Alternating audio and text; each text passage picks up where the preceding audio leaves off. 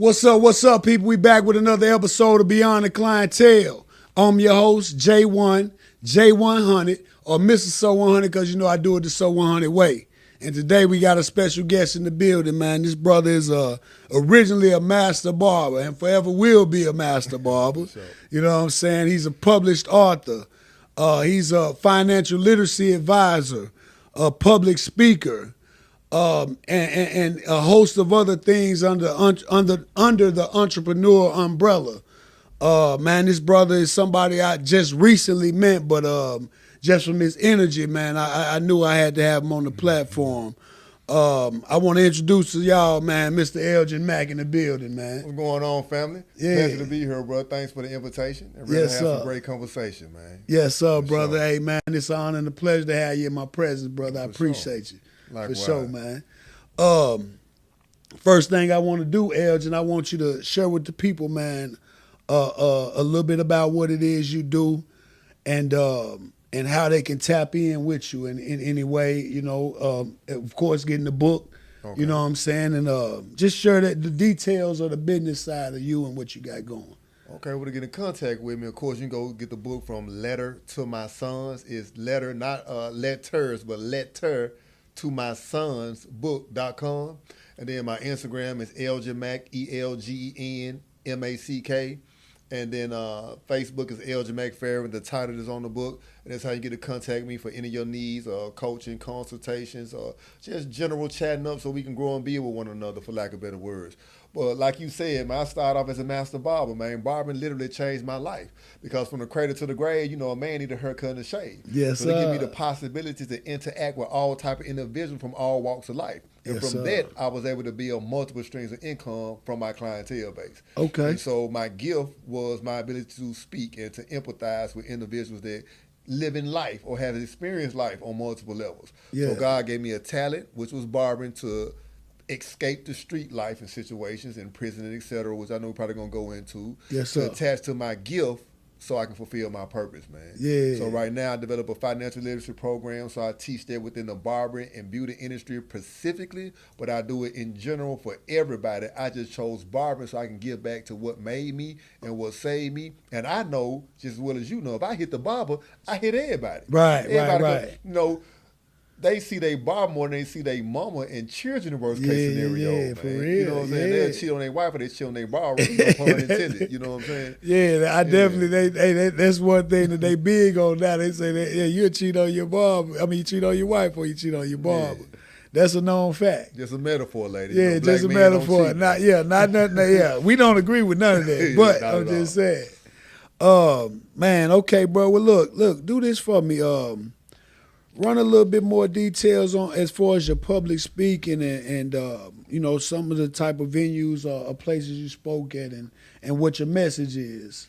Okay, now, dealing with from a public speaking, honestly, man, I'm kind of universal. You know what I'm saying? Okay. I can speak on a lot of things, like from overcoming adversity. It's like different stories and chapters of my life. That's what I'll be able to speak on, because you can't lead where you haven't been, you can't teach what you don't know. Okay. So overcoming adversity, transition from the streets or prison into, you know, the upper class of society and doing things productive from an entrepreneur perspective.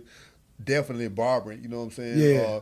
I wrote my first book back in 2015, The Secrets of the Six-Figure Barber. I actually coined that phrase, the six-figure barber, back then. It was kind of non-existent so forth from a conversational piece. Yeah. You know, so I was able to accumulate that amount of money back then, just from behind the chair, not to speak of the different, the shops and stuff that I had at that particular point. Okay. And I'm not bragging or boasting about the monetary gain, because honestly, we all have money. It's just my own natural energy yield. Yeah. So whatever skill we got, gift we got, talent we have, if we submit it to the universe, it'll come back multiple fold. money, yeah. If you don't have money, it's probably because you're not being obedient, you know what I'm saying, Yeah. to your purpose, and you fighting against the things you should be fighting for. You know what I I'm can saying? dig it. Run that money acronym back again. You just My said. own natural energy yield. It's your Okay. gift. You know what I'm saying? In the biblical term is my gift will make room for me and place me before great men. You know what I'm saying? So we do like the that. opposite. We may have a job. A job literally just means is really paid servitude. You know what I'm saying? Indentured servitude. Yeah. Now, if you have to do it to get through it, that's cool. That's okay, But yeah. you use your job as a investor to be able to fund your vision. Your 9 to 5, be able to fund your vision for your purpose, which is your 5 to 9. You know what I'm Okay. saying? Yeah, And then from yeah, that yeah. point on, you begin to build. But a lot of times we get complacent or comfortable because of the conflict of our life. I got Yeah. to pay bills. I got to deal with the kids. I got to do wife. Man, I can't. I can't. But Yeah. God didn't ask you about the amount of your money Yeah. or your can't. He asked you about the amount of your faith and Your your faith belief. in what you You know what I'm believe. I saying? can dig it. I can dig it. I like that, man. I like that acronym, man. Dang, man, that's a deep one. I like that. Check this out. With whenever you deal with what's your message to the young men? Whenever you get a chance to speak to them, not the barbers, just the young men in general today.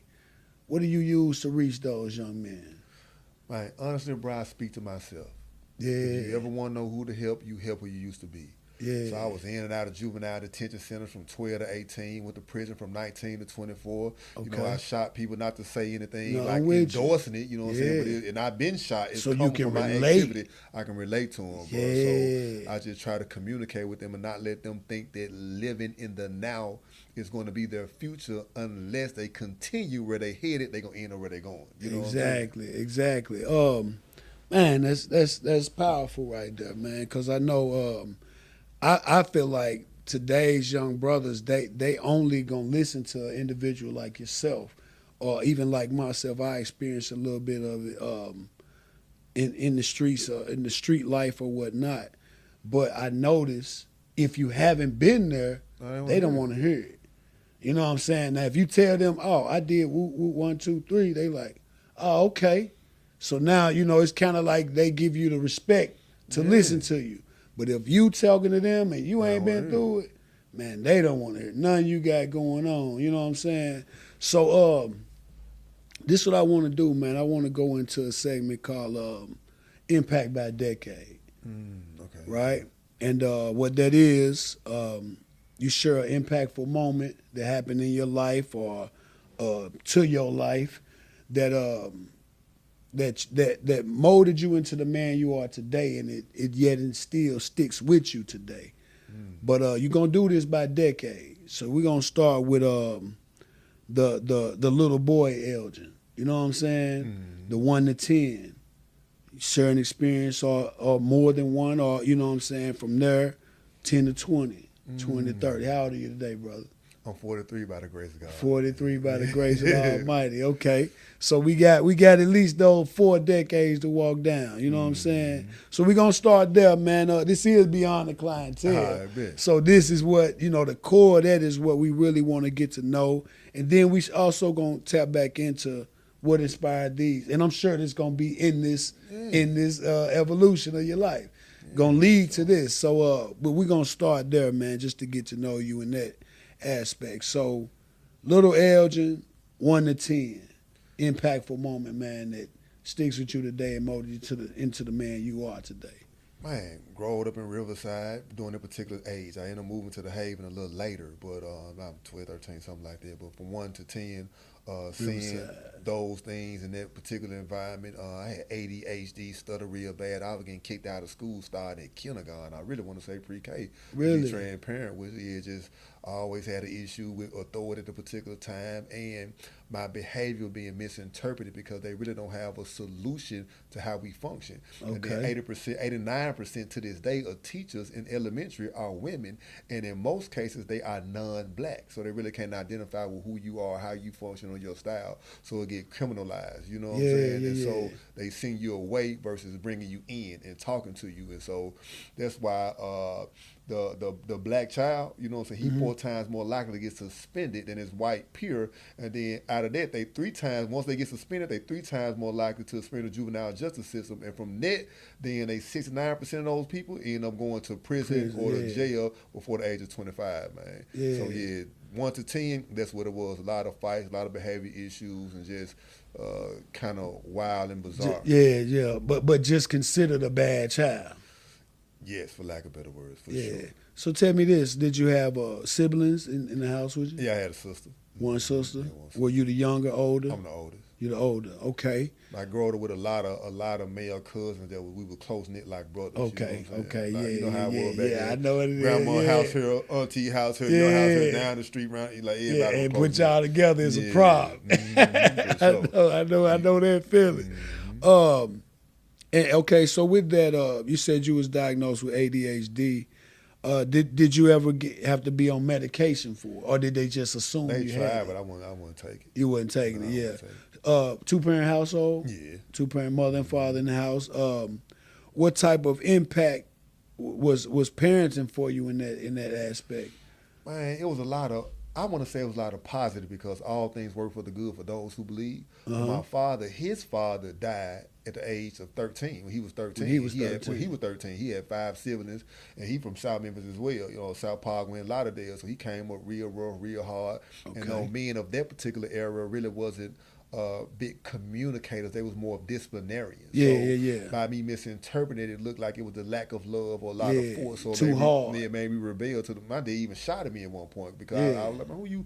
He like, who you know what I'm saying? Yeah. My son. Yeah. Old He kinda, school, yeah. yeah. He might fight this thing for sure. You know what I'm saying? And but one thing that I did I saw my father really evolve, and those steps helped contribute to the man that I am.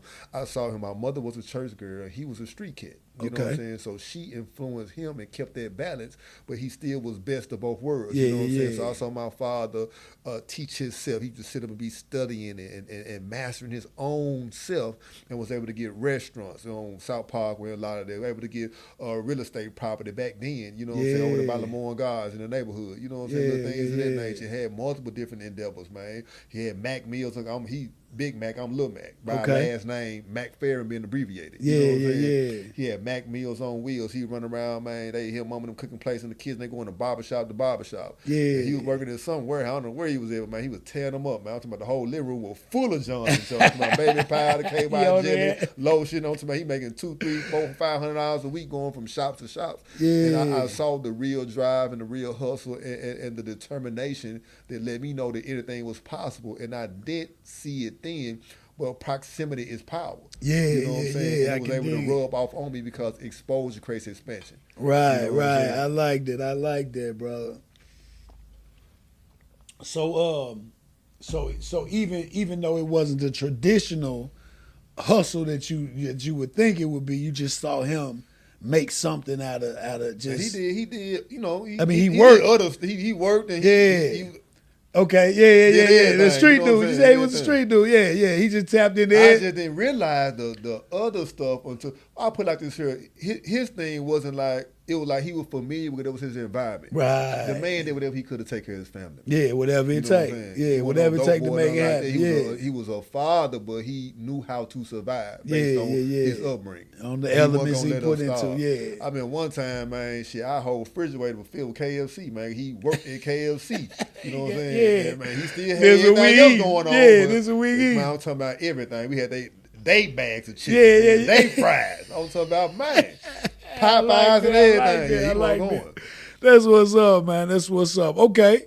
So, like you said, 1 to 10 was more just the adolescent, confused, you know what I'm saying, considered a problematic child, but technically just a child that needed a certain type of attention, a certain type of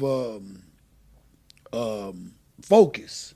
For sure. You know what I'm saying? And I'm sure old school parents, you know, because of their situation, it's hard for them to give us what we need in that aspect. You know what I'm saying? You know, back then they didn't know it, but they more bullied than parent. Like, do this. Yeah, they gonna force you to do it all the time, and not seeing your gift. Like you may be making noise, and they're like, man, cause they know, but all the time Brooke can sing, or Stop playing with it. Stop tearing the computer up. I mean, stop tearing the radio down. You might be the one. Dude can be on computers now. Yeah, you know they know, man. They just not understanding. Yeah, you got to think about it, man. I don't mind me asking, man. Or you mind? How old you is? Man, I'm 48. I just turned 48 in March, man. March 23rd, man. All right. Oh, March 23rd. Okay, I'm March the 10th. We right around there. Okay, yeah.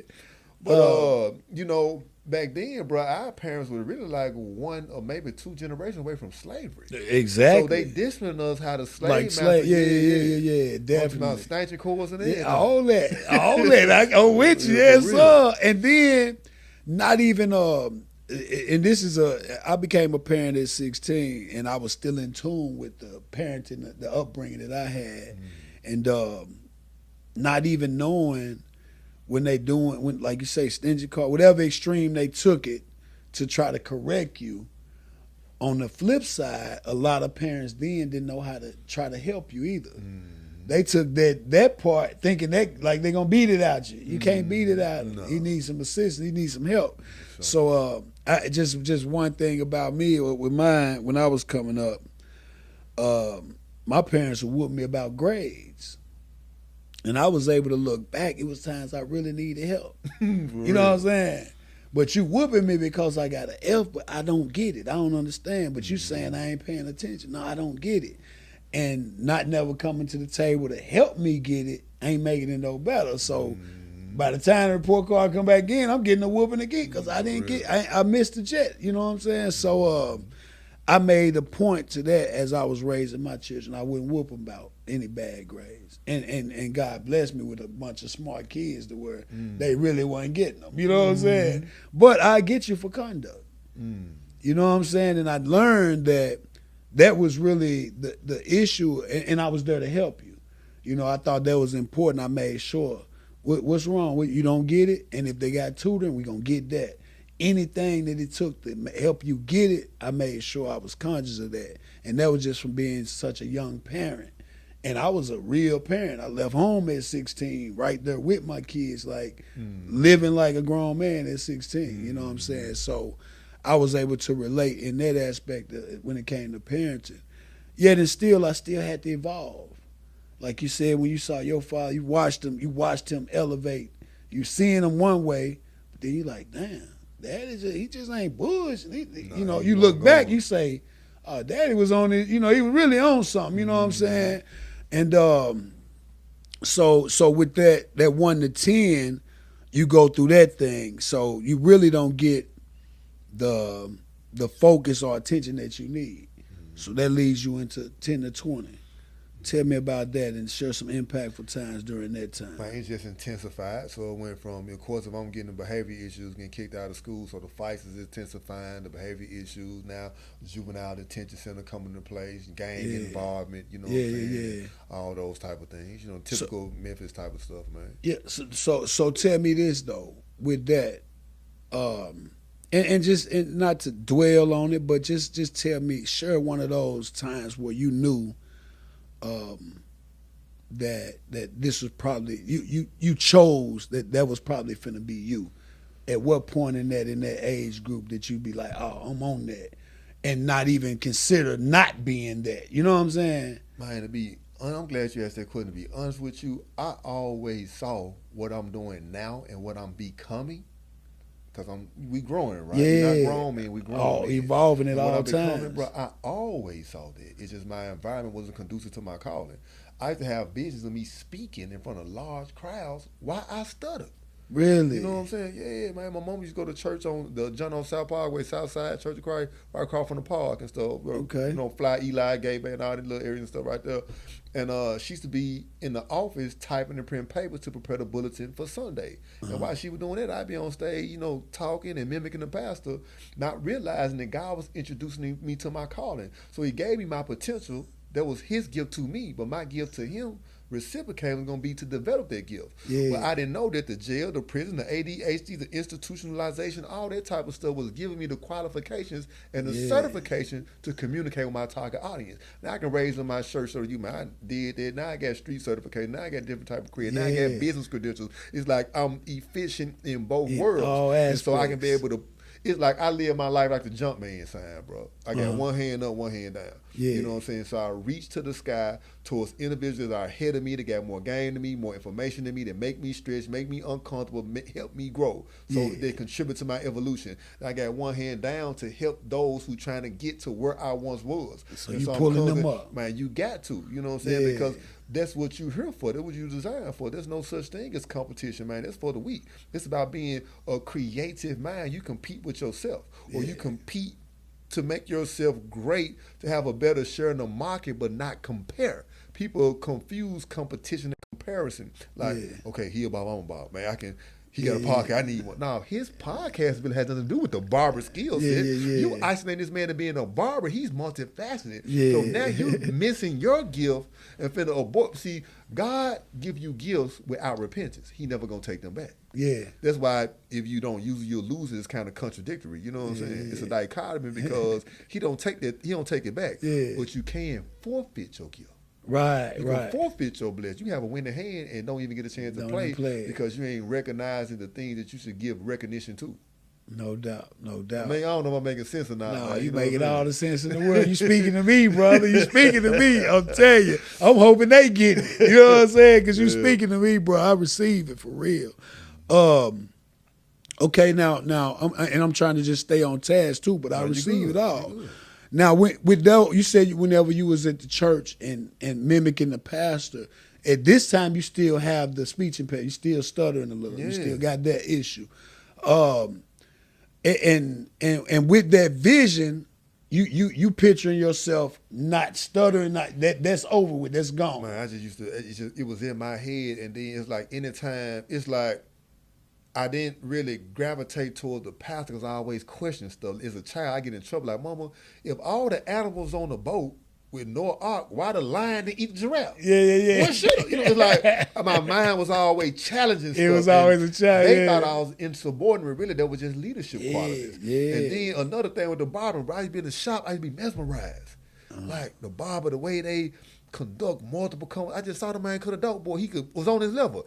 Now he talking to the turn on the thing. He using that word. Like it was just like it was fascinating. I had no idea that it was going like anything that excites you, anything that interests you. That's what you called to do. Yeah. You know what I'm saying? When you got an ideal in your mind, that really isn't an idea. That is divine instruction from the Creator, and your imagination is the preview of all the things to come, as Albert Einstein said. So you just got to be disciplined. And be disciplined through an action, but not get distracted by the distractions. Okay. You know what I'm saying? Yeah. I received that one. Yeah, I like that. Hey, I don't know if y'all getting it, but I'm getting it, man. hey, I'm picking up what he putting down for real. And it's crazy because I'm at I'm on this journey in my life now to be more kind of changing my mindset. Not that I had a bad one, but I'm trying to broaden it. You know what I'm saying? So, more like the rich dad, poor dad concept. For sure. You know what I'm saying? Kind of merge into thinking different. Even though you've been programmed to think one way, I'm like, nah, I'm trying to shake that. So, and that's another thing. I got to take the trying out. I'm shaking that. You know what I'm saying? Pull your card. Yeah, I'm shaking that. You know what I'm saying? I'm going to take the trying out. I'm shaking that. So, that's why I'm saying right now you really speaking to me in my journey too. In that, okay, we back to you in that 10 to 20 impactful time frame. We gonna just pick back up from where you at the church with your mom while she doing her thing. You picturing your vision. And after when you step back outside of that element, you back into the mix of the things that pull you in. You know what I'm saying? The fights, like you say, the gang fight, whatever it was that made you decide to be bad. I'm gonna just use that term. You know what I'm saying? Just lack a better word.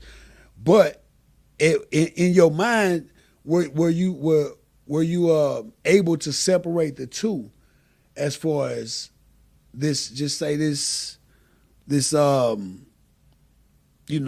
angry or aggressive? I'll use the word aggressive. I had no idea. I'm just now, honestly, I just within coming right into my 40s accepting the gift and the calling on my life. You know what I'm saying? Other than that, because the people who gifted really don't see their gift themselves, bro. You can't, like right now, I have to tell you got a book in your nose. I got to tell you, bro, to tighten up your tie. And even with that scenario, a grown man let another grown man fix his tie, but we're going to accept constructive criticism.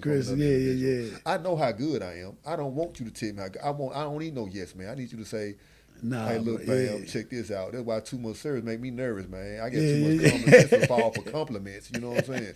Yeah, I need you to tell me some real stuff. Some real shit, because success breeds envy. This is a penalty of leadership. Yeah. If you're not paying attention, man, the smile is really an agenda. You know what I'm yes, saying? Yes, sir. To answer your question, man, I didn't I didn't necessarily see it then. It wasn't until I got out of prison or within prison I got my vision. You know what I'm saying? Where Okay. it started to really grow. But the funny part about it, bro, when I meet people today that knew me then, even the homos was around me, they be like, man, well, you always were like that. I was like, for real? You like, yeah, man, you used to be kicking speed, but you were macking, but it was there, It was there, but yeah. I never saw it though. Yeah, You know what I'm saying? You just wasn't on the right path. You wasn't shooting in the right I direction. didn't see it at all, bro. Yeah. But see, and this is just me not even being a part of your life in that time. It sounds like you just was one of them individuals that was going your own way. And back in our day, in our 40s or whatever, that was a power in itself to be an individual. Even though you may be part of the gang, but to see like, oh, he different. That's what they talking about. They probably even like you said. They say you been had it. They just saw like, oh, he with us. Back then it was more of a rejection than an acceptance. Now it's an acceptance, but back then it's like you said, people want to put you in a box. Like all my friends would play video games to me. I was like, man, I never could do it. Like, that don't make no sense. I'm trying to go get active. I'm trying to get involved. Yeah, that don't make no sense right I used there. to, man, be selling stuff as a child. I remember, man, my grandma used to sell Herbalife as a child. That's why you got to watch how you parent. She was selling Herbalife, Avon, man, popcorn, all types of stuff, right? Yeah. And I took the Herbalife to school in the 4th grade and ended up selling over $200 of products to the teachers that was slick, heavy setting, etc. in the 4th grade. I got disciplined for stealing. They did not see the entrepreneurism. You see what I'm saying? Yeah. You ain't even sell 200 at the particular time. Right. But they apologized and understand, right. you know what I'm saying, later, but that was something they should have been pouring into. Yeah, you should have been like, oh, we got something. Yeah. The young guy from Memphis, Mose Bowles, man, he was 9 years old, making bow ties, man. Now he's one of the richest young men, according to Yahoo Finance, man. Yeah. He was on Steve Harvey. Yeah, you see what I'm saying? Yeah, because they poured into it. They poured into him. It's no fault or no knock to no one parent. Nah. If you don't know, you don't know. I try to be intentional about it. You know what I'm saying? That's powerful, man. Yeah. How many kids you got? I got a total of 4. I got 2 boys in which I got, primary custody of. Not because the mother was foul or anything like that nature. It's just that once we went our separate ways, my daddy told me, once you have a baby, it's a boy. Once they let it get past them bottles and diapers and stuff like that, it's your responsibility. That's why they call it a man's child. A boy's a man's child. Yeah. And wherever he go, he need to be with you, man. Yeah. And so it was difficult because I was in Houston, man, at the time. When I first graduated, that was 4 and 7 years old, bro. I had no friends. It was difficult, man. Yeah. I actually ended up getting into a relationship to try to get assistance or thought I needed assistance. Sometimes we marry or get involved for where we at and not where we going. And they inadvertently hold us back versus pushing us forward. But in the day, all things work for good for those who believe.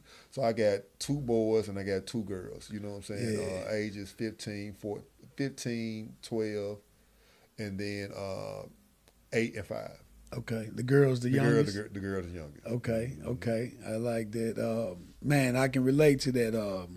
I'm actually a widowed father, man. I lost my first wife to cancer. I was 23, she was 26. In that process, man, I became a widowed father to 4 daughters. 7, 5, 3, and 1. That got out the military, came to Memphis, man, raised them all. And now today, they are 31, 29, 27, 25, 1 grandbaby. All right. You know what I'm saying? Yeah. You did that for sure. For sure, man. A couple college grads. 1 daughter graduated from Temple. My baby girl graduated from U of M. Military vet. One of my daughters a vet.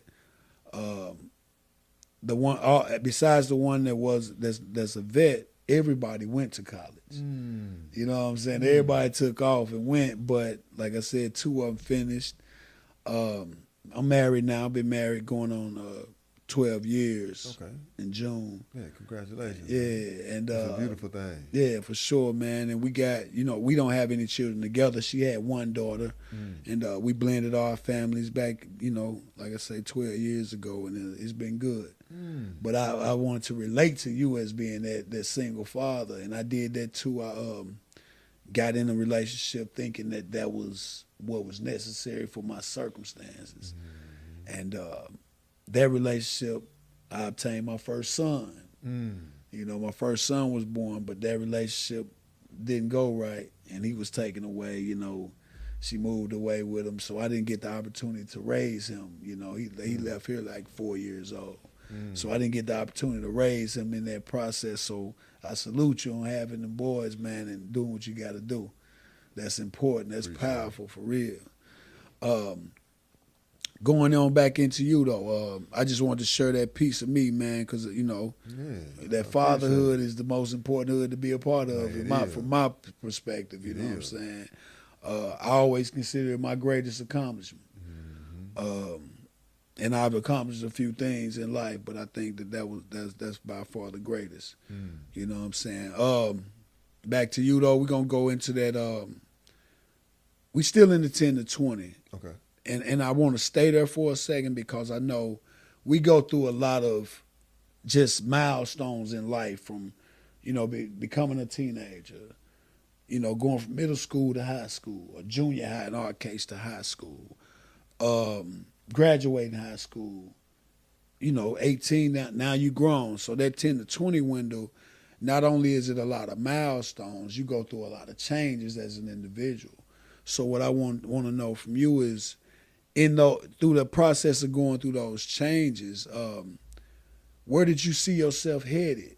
You know what I'm saying? In the process of going through just the changes of growth and adolescence into, you know, like I said, teenager into manhood, where did you see yourself going?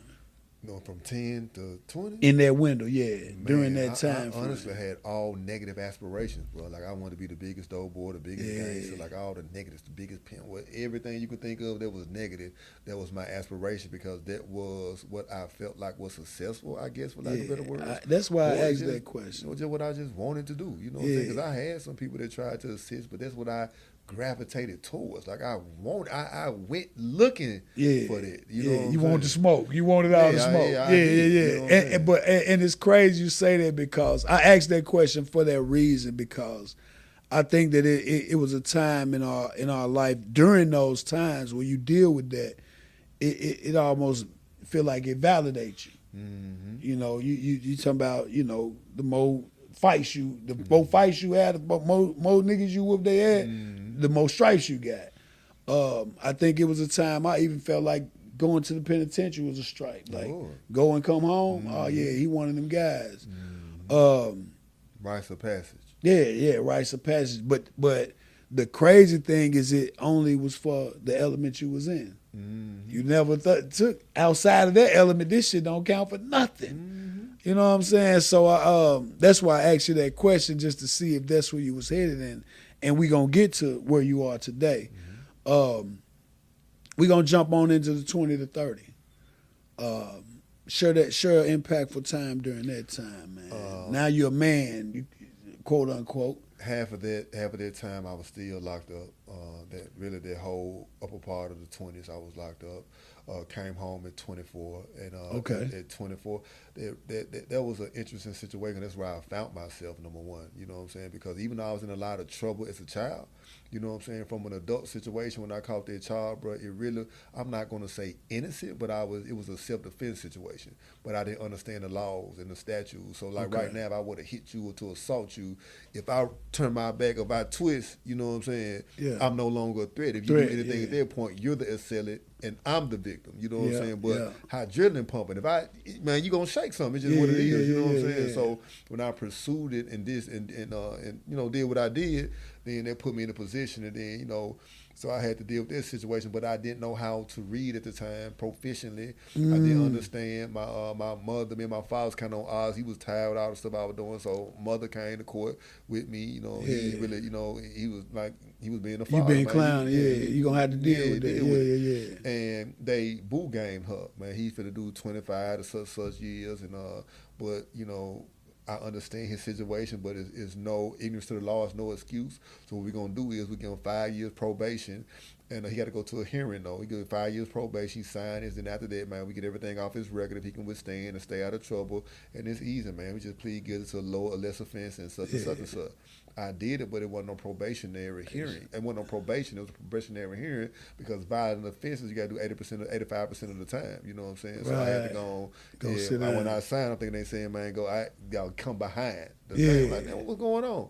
And it was, man, one of the most detrimental Put situations. Put you in the trick bag, basically. Yeah, for sure. But, man, that's why I learned how to read. That's why I found myself. I got exposed to, because I was in street organizations, had a little, I can say leadership status from then, but looking back on it, it's really buffoonery, man. It's clown. Yeah. They just know, you will go harder than the others type of deal. No, I think it was like I was always what I was now. So, you know, if you can, all speakers are leaders. Just think about it. Every leader you think of was a great speaker. Malcolm X, Noble Drew Ali. So if you can articulate, that's just like if you got your literature and someone trying to violate you, they're like, man, bro, such. Hold on, first of all, fam, you know what I'm saying? Now, literature clearly states that upon our incarceration, we more useful to our family, nations, and community as a whole. Yeah. So therefore, me reading and studying, isolating myself for the organization, not me discounting you all. That's me staying on principles, on point. So honestly, fam, you in violation. Yeah. You know what I'm saying? Like, man, leave bro alone. You know what I'm saying? You know, you know what I'm saying? So it was like, and having the being dumb make you look like you got balls. Yeah. When really you just crashing ignorant. out. You know, you crashing out. You know what I'm saying? So within that, one of the oppositions actually educated me. So a lot of stuff going on in the compound. You know, it's gotten into a little altercation. You know what I'm saying? I had to go to the hole. They were doubling everybody up. At first, the hole was a single member cell, but they made it a double member cell. You know what I'm saying? I go in there, I get ready to step in. Guy, you know, I had stuff on my neck. He had his tattoos, and I was a little, you know, apprehensive. But he was old. He was like, look, fam, you know what I'm saying? This ain't what I'm on. And I paid attention to the beads, the prayer rugs, and all the books and stuff. He ain't supposed to have that in the hole. So, number one, he had some type of bull. You know what I'm saying? And I went ahead and went in, man. Brother showed me how to read, showed me how to, man, everything. So my first book was Think and Grow Rich, The Black Choice by Napoleon Hill and Dennis Kimbrough. After that, we went to the autobiography from Malcolm X, and then we got on the compound. Somehow we ended up being together ever since then. And I ended up getting my GED, and I read over 120 books, or really more than that, over the last 3 years of my sentence. And I, like I said, exposure, create expansion. Man, I could not turn back. You know, because now I saw the various different opportunities, you know what I'm saying? And I developed a plan. I realized I had to do what you call reverse engineering, you know what I'm saying, or zero gap thinking. Zero gap thinking is when you be like, well, I coulda, woulda, shoulda. Well, if I coulda, woulda, shoulda, then let me do everything that I would like to do, just do it right now. Just do it now, You know what I'm saying? And so I said, damn, why I kept going in and out? As soon as I get out, I go, give me a sack, give me a pistol, give me a broad. Right back on hard. Don't go do none of that. Yeah. Don't do that. And suffer. You know what I'm saying? Yeah, deal with the situation. The Bible said that you suffer a while, then he will establish you. Yeah. You know what I'm saying? So I was walking around, man, with little boy clamp on ties, man, dress shirts, not really knowing how to dress that way, but just thinking you just put a shirt tie on, you professional, but people can tell, man, that cheap ass, that little bit of ass tie is a boy tie. Man, I'm wearing a pointed toe stays there, you know, to jump all your toe ball up at the tip, walking around selling oils and incense just so I wouldn't sell dope. So, of course, like I told my original neighborhood in Riverside, I was all the way back and forth, even when we moved. So where I was at when I caught my charge and where my little trap house was right there on Kirk, Dyson 2 streets over. You know who was over there and what he did throughout the whole nation. You know what I'm saying? For lack of a better word. You know what I'm saying? And so it was just, I realized not go back to the neighborhood, don't do this, don't do that, cut everybody out. People used to knock on my mama's door. Man, Mac here. You know what I'm saying? And I stayed focused. I kept both of my heads where they were supposed to be. My penis in my pants, my head in my books, you know what I'm saying? And my eyes focused on my path. I made sure that every direction, my footsteps, my conversation, my association was an aspect of my goal because I wrote everything down in my journals. I kept them for years. I didn't lose them until I moved to Houston. Less than 6 months of being in Houston, I got hit with Hurricane Harvey, man. I lost everything. I had to get it back. You know what I'm saying? And everything I had together, I lost it then. You know what I'm saying? I used to always have it and show people. That was your reference to go back to show where you was headed. You can see the whole growth. You know what I'm saying? I like that. So, I like that, brother. And so when I came home, from 20 to 20, to 30, when I came home, my barber Mr. Michael Savage, you had Jesse, you had the whole shop trimmers. J Rock owned trimmers, and he owned a barber school on Mill Branch right now at Success Barber College. You know what I'm saying? I was in there, John. Mr. Savage knew of me and knew how I got down, and he was astonished because one of my things that I did when I came home to get the people up off me, away from me, I used to use an extensive vocabulary. So like, what's up with you, L?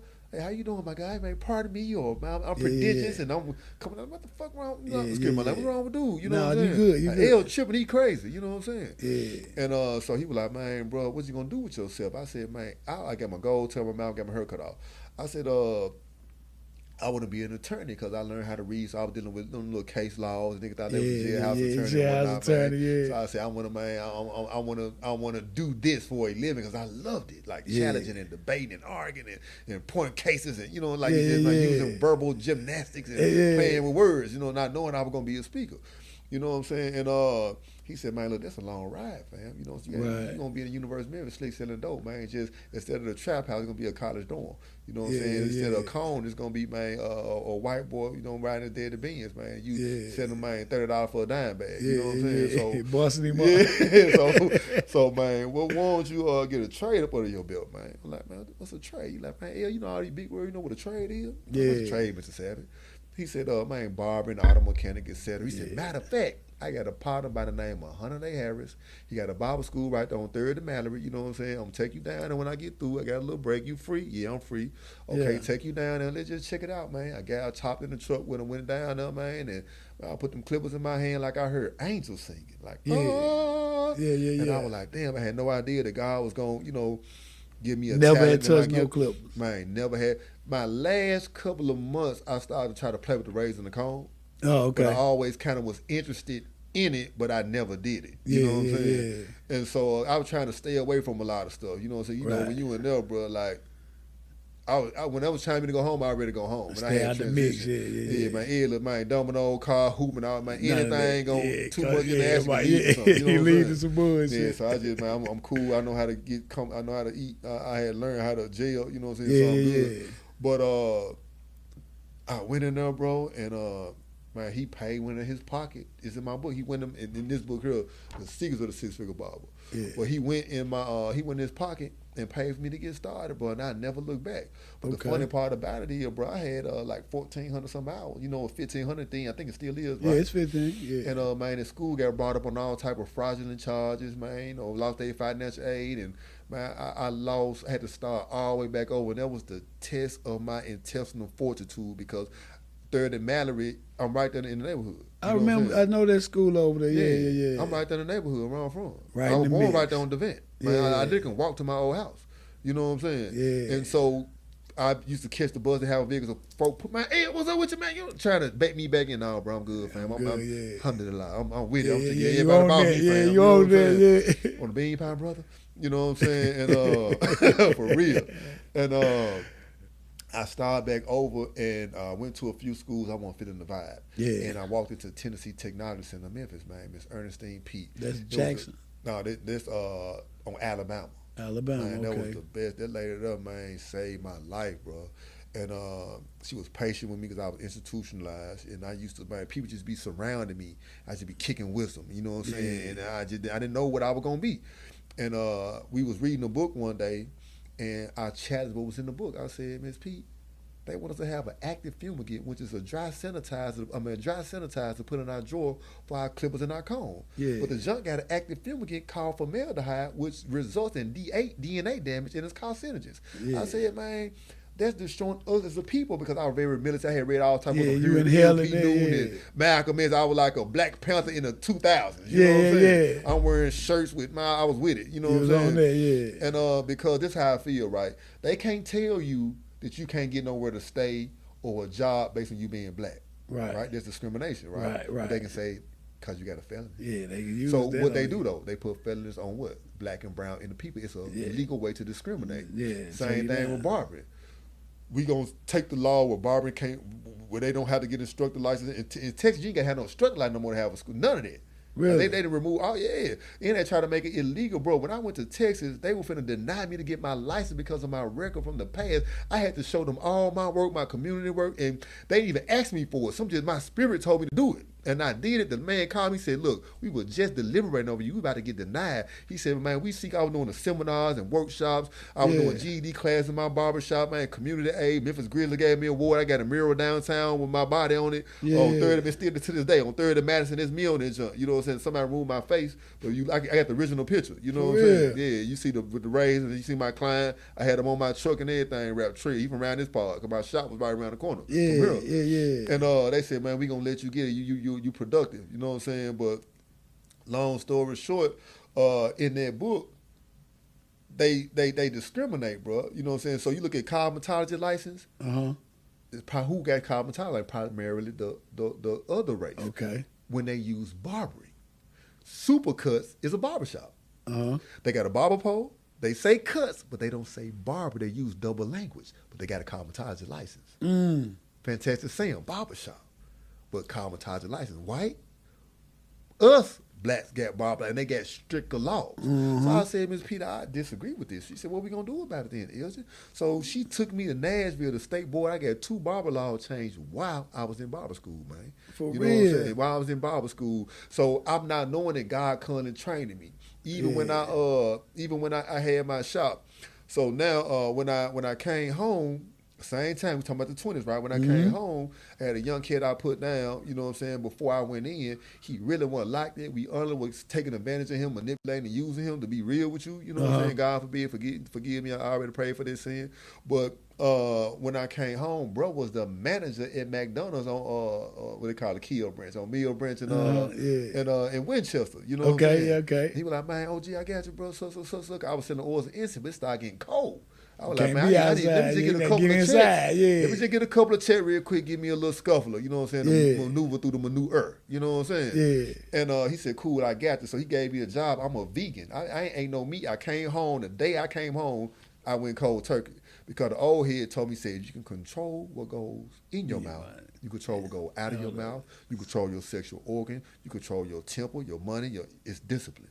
I said, bet. And it changed my whole life. But I didn't know nothing about the meals and the substitute we got now. I was just eating raw onions, raw tomatoes. I was just, man, like that. And it really made me strong. But I'm in McDonald's flipping burgers, vegan, right? And so I'm moving orders, and I hear a voice in the window. I'm like, damn. I said, man, that sound like Mac Twin.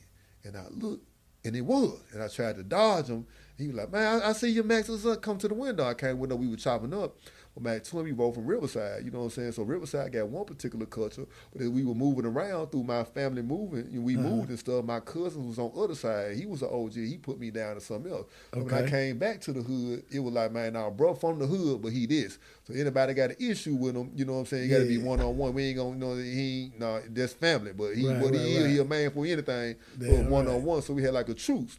However, we got into a situation where I had to get into one of the folk, you know what I'm saying, and I won. I defeated him, and because there was none of his side around to see the situation, he go back and lie and said we jumped him. One about me and my cousins, we just were all on their side, but it really were cousins. You know, it's with me and two of the five and Maurice.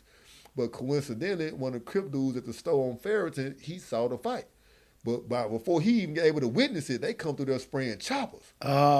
Choppers. You know, I had like 25 or 2 clips, man. They shot my cousin. I got one of they folk. It was shoot all night, chop, put on my mom. They didn't know my mama. They just went looking for me, and then they was there. You know what I'm saying? And my the young lady who I was talking about, one of the you know what I'm talking about? So we did that little situation, man. And then the next morning he called me. He was like, man, hey, bro, man, we heard bam, man, dude live, man, we man, go ahead, punk and head him out, man, want you to witness the situation. So I go to jail, I'm in there, John, I'm looking at the news. The Gangster Disciples, they had 30-some robberies, all type of stuff going on, man. Mac Twin no fake pop up. I'm like, damn, Twin, they had a whole bunch of G, they had a whole chart, you know what I'm saying? And so one of the twins, what happened was the cameras could identify both of the twins in the same room at the same time. So Matt Cab, he was like, man, I'm just going to go and roll out. So he ended up did 10 years in Postman, just came home about 3 years ago. The other twin just died, bless his soul, December the 17th. You know what I'm saying? Like this, he just passed. For real. He just passed. You know, he was a heavyset guy, had a few health issues and whatnot. God bless him. He ended up becoming my best friend, though. But that was him. And so now he out.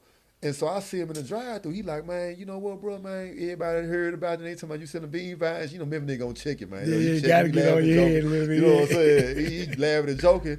He was like, man, just keep doing what you're doing, bro. I wish I can do that. Now, fast forward, we go to the barber school situation now. Okay. So now I got the barbers. I was in barber school then, but now I graduated. I'm getting all type of awards. I got the shop. So now the school's calling me out because of my story. Right. Because they dealing with young men that they got to argue with that had my same past. Yeah. Let me bring Elgen here to talk to y'all. Yeah. So I come in there, I go in Tyrus Brook School, Mr. Brook School that was on Jackson. I go into school twinning that junk. I said, man, what you doing to her twin? He said, man, you can do it. I know I can do I'm it. on Man. it. Yeah. I said, man, for real. So we talking. He like, man, I got in a little trouble, bro. You know, get caught up with a little charge, man. You mind if I come to the shop, work with you? I said, man, bro, I can't do it because at the time, bro, they were hating on me so tough because I came fresh out of jail. Yeah, so you got to be by the book. I had never cut her a day in my life, bro. So every barber had to get working for me. They had already been in the game 10, 15 years. You know, I don't want to have everybody come to dress shirts and the bow ties. Yeah, I remember that over there on the American Way. Yeah. So man, I was having issues. You know what I'm saying? Like, I was having issues. I had to identify my whole shop one time and stand on my business and then go recruit students because my way was so innovative. They were stuck in conformity. You know what I'm saying? Yeah, you had to beat her at a certain time. Yeah. I think one of the guys who went to barber school with me, I think he came over there. Jay, what's his name? Jaron. Kind of heavy set dude with some dreads. I think he came over there for a minute. Oh, no. This is like 2011. Yeah, I wasn't making nobody be there at a certain time. I was just like, man, you know, it was just, I knew what I was doing. Like, I had a vision, bro. Yeah, you wanted to change the trajectory of the barber shop because the regular barber shop, like, nigga come and go as they please. Man, I didn't even know, bro. I had never even trained or look at another barber. I was just being inside. I was doing what I never been no class. I was teaching seminar. I never even went to one. You know what I'm saying? It's like I was just being me, my gift. Remember, it was already in me as a child. Remember, my father was a serial entrepreneur. So I was a businessman, and barbering was one of my businesses. Not me isolated to just cutting hair. You see what I'm saying? I can dig it. See, a lot of shop owners, no disrespect, a lot of shop owners ain't business men. They ain't. Other barbers. They got a building that's hustling other barbers for booth rent. Literally. You know what I'm saying? My language, I don't mean nigga in a negative way, but never get goals accomplished. You know what I'm saying? But and so we did. Then I said, bro, you can't come because they kept calling state board on me to the point, Mr. Biddle. You know, the old dude, that's my guy. He coming there like, nah, we know what's going on. That's man. my guy. You know he done retired now. Like, you good. We know what's going on, man. So I said, man, but P, you can come up here and do whatever you need to do, and man, I got you. You know what I'm saying? So this my former enemy. We got the full-fledged shoot. My cousin got shot. We slick. He slick. Don't care for me. He liked me. He loved me, but there was an issue because me and Twin are being super close. And at that time, Cud never came back to the river. I had to go back the next day. Right. Amongst nothing but the ops. To see what was going on. Yeah, for the business. I used to be in the house with all of them by my, you know what I'm saying, we smoking cheese, just a lot of respect, bro, because man before you they knew who he was. You know what I'm saying? And so this grown man in my barbershop sweeping her up, doing a little boy job, man, discipline. So he like, man, can you come to the court and speak for me, man? Just do like a real character representative. I'm like, yeah, I know if and buts, I'm still in my 20s, you know what I'm saying? Fresh, shop. I go dress shirt, bow tie, dressing up clean and swift, looking like an attorney myself. Mr. Brooks was supposed to come down on the Bible school at the time. Okay. He was unable to make it. So that was to Twin detriment, though. You know what I'm saying? So I'm in that junk, and I start having flashbacks. Remember, God used your past to train you for your future. So I'm seeing the prosecutor talk to the attorney on the outside. They wouldn't let me in at first. And I'm like, man, they finna back Twin.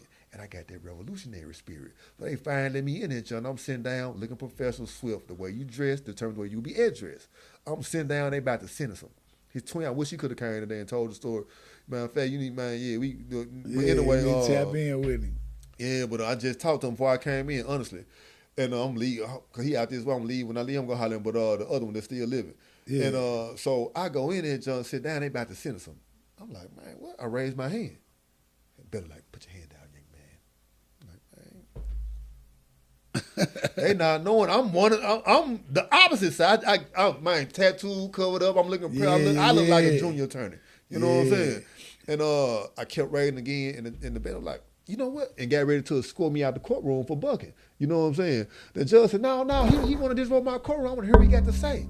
bro, all that training just came out.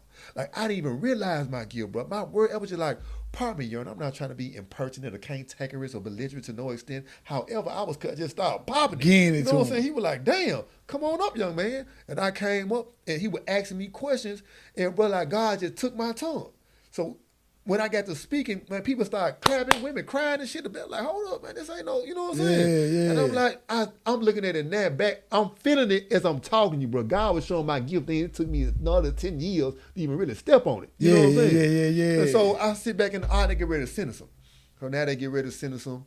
They were like, okay, man. They knew both of them had something to do with it. And they said, we know if you ever come back in the courtroom, we gonna sock souls till you coincidentally the man was back in the courtroom. The same judge. So the judge was like, yeah, such and such, and start reading off his charges. I said, man, bro, you ain't tell me all this, man.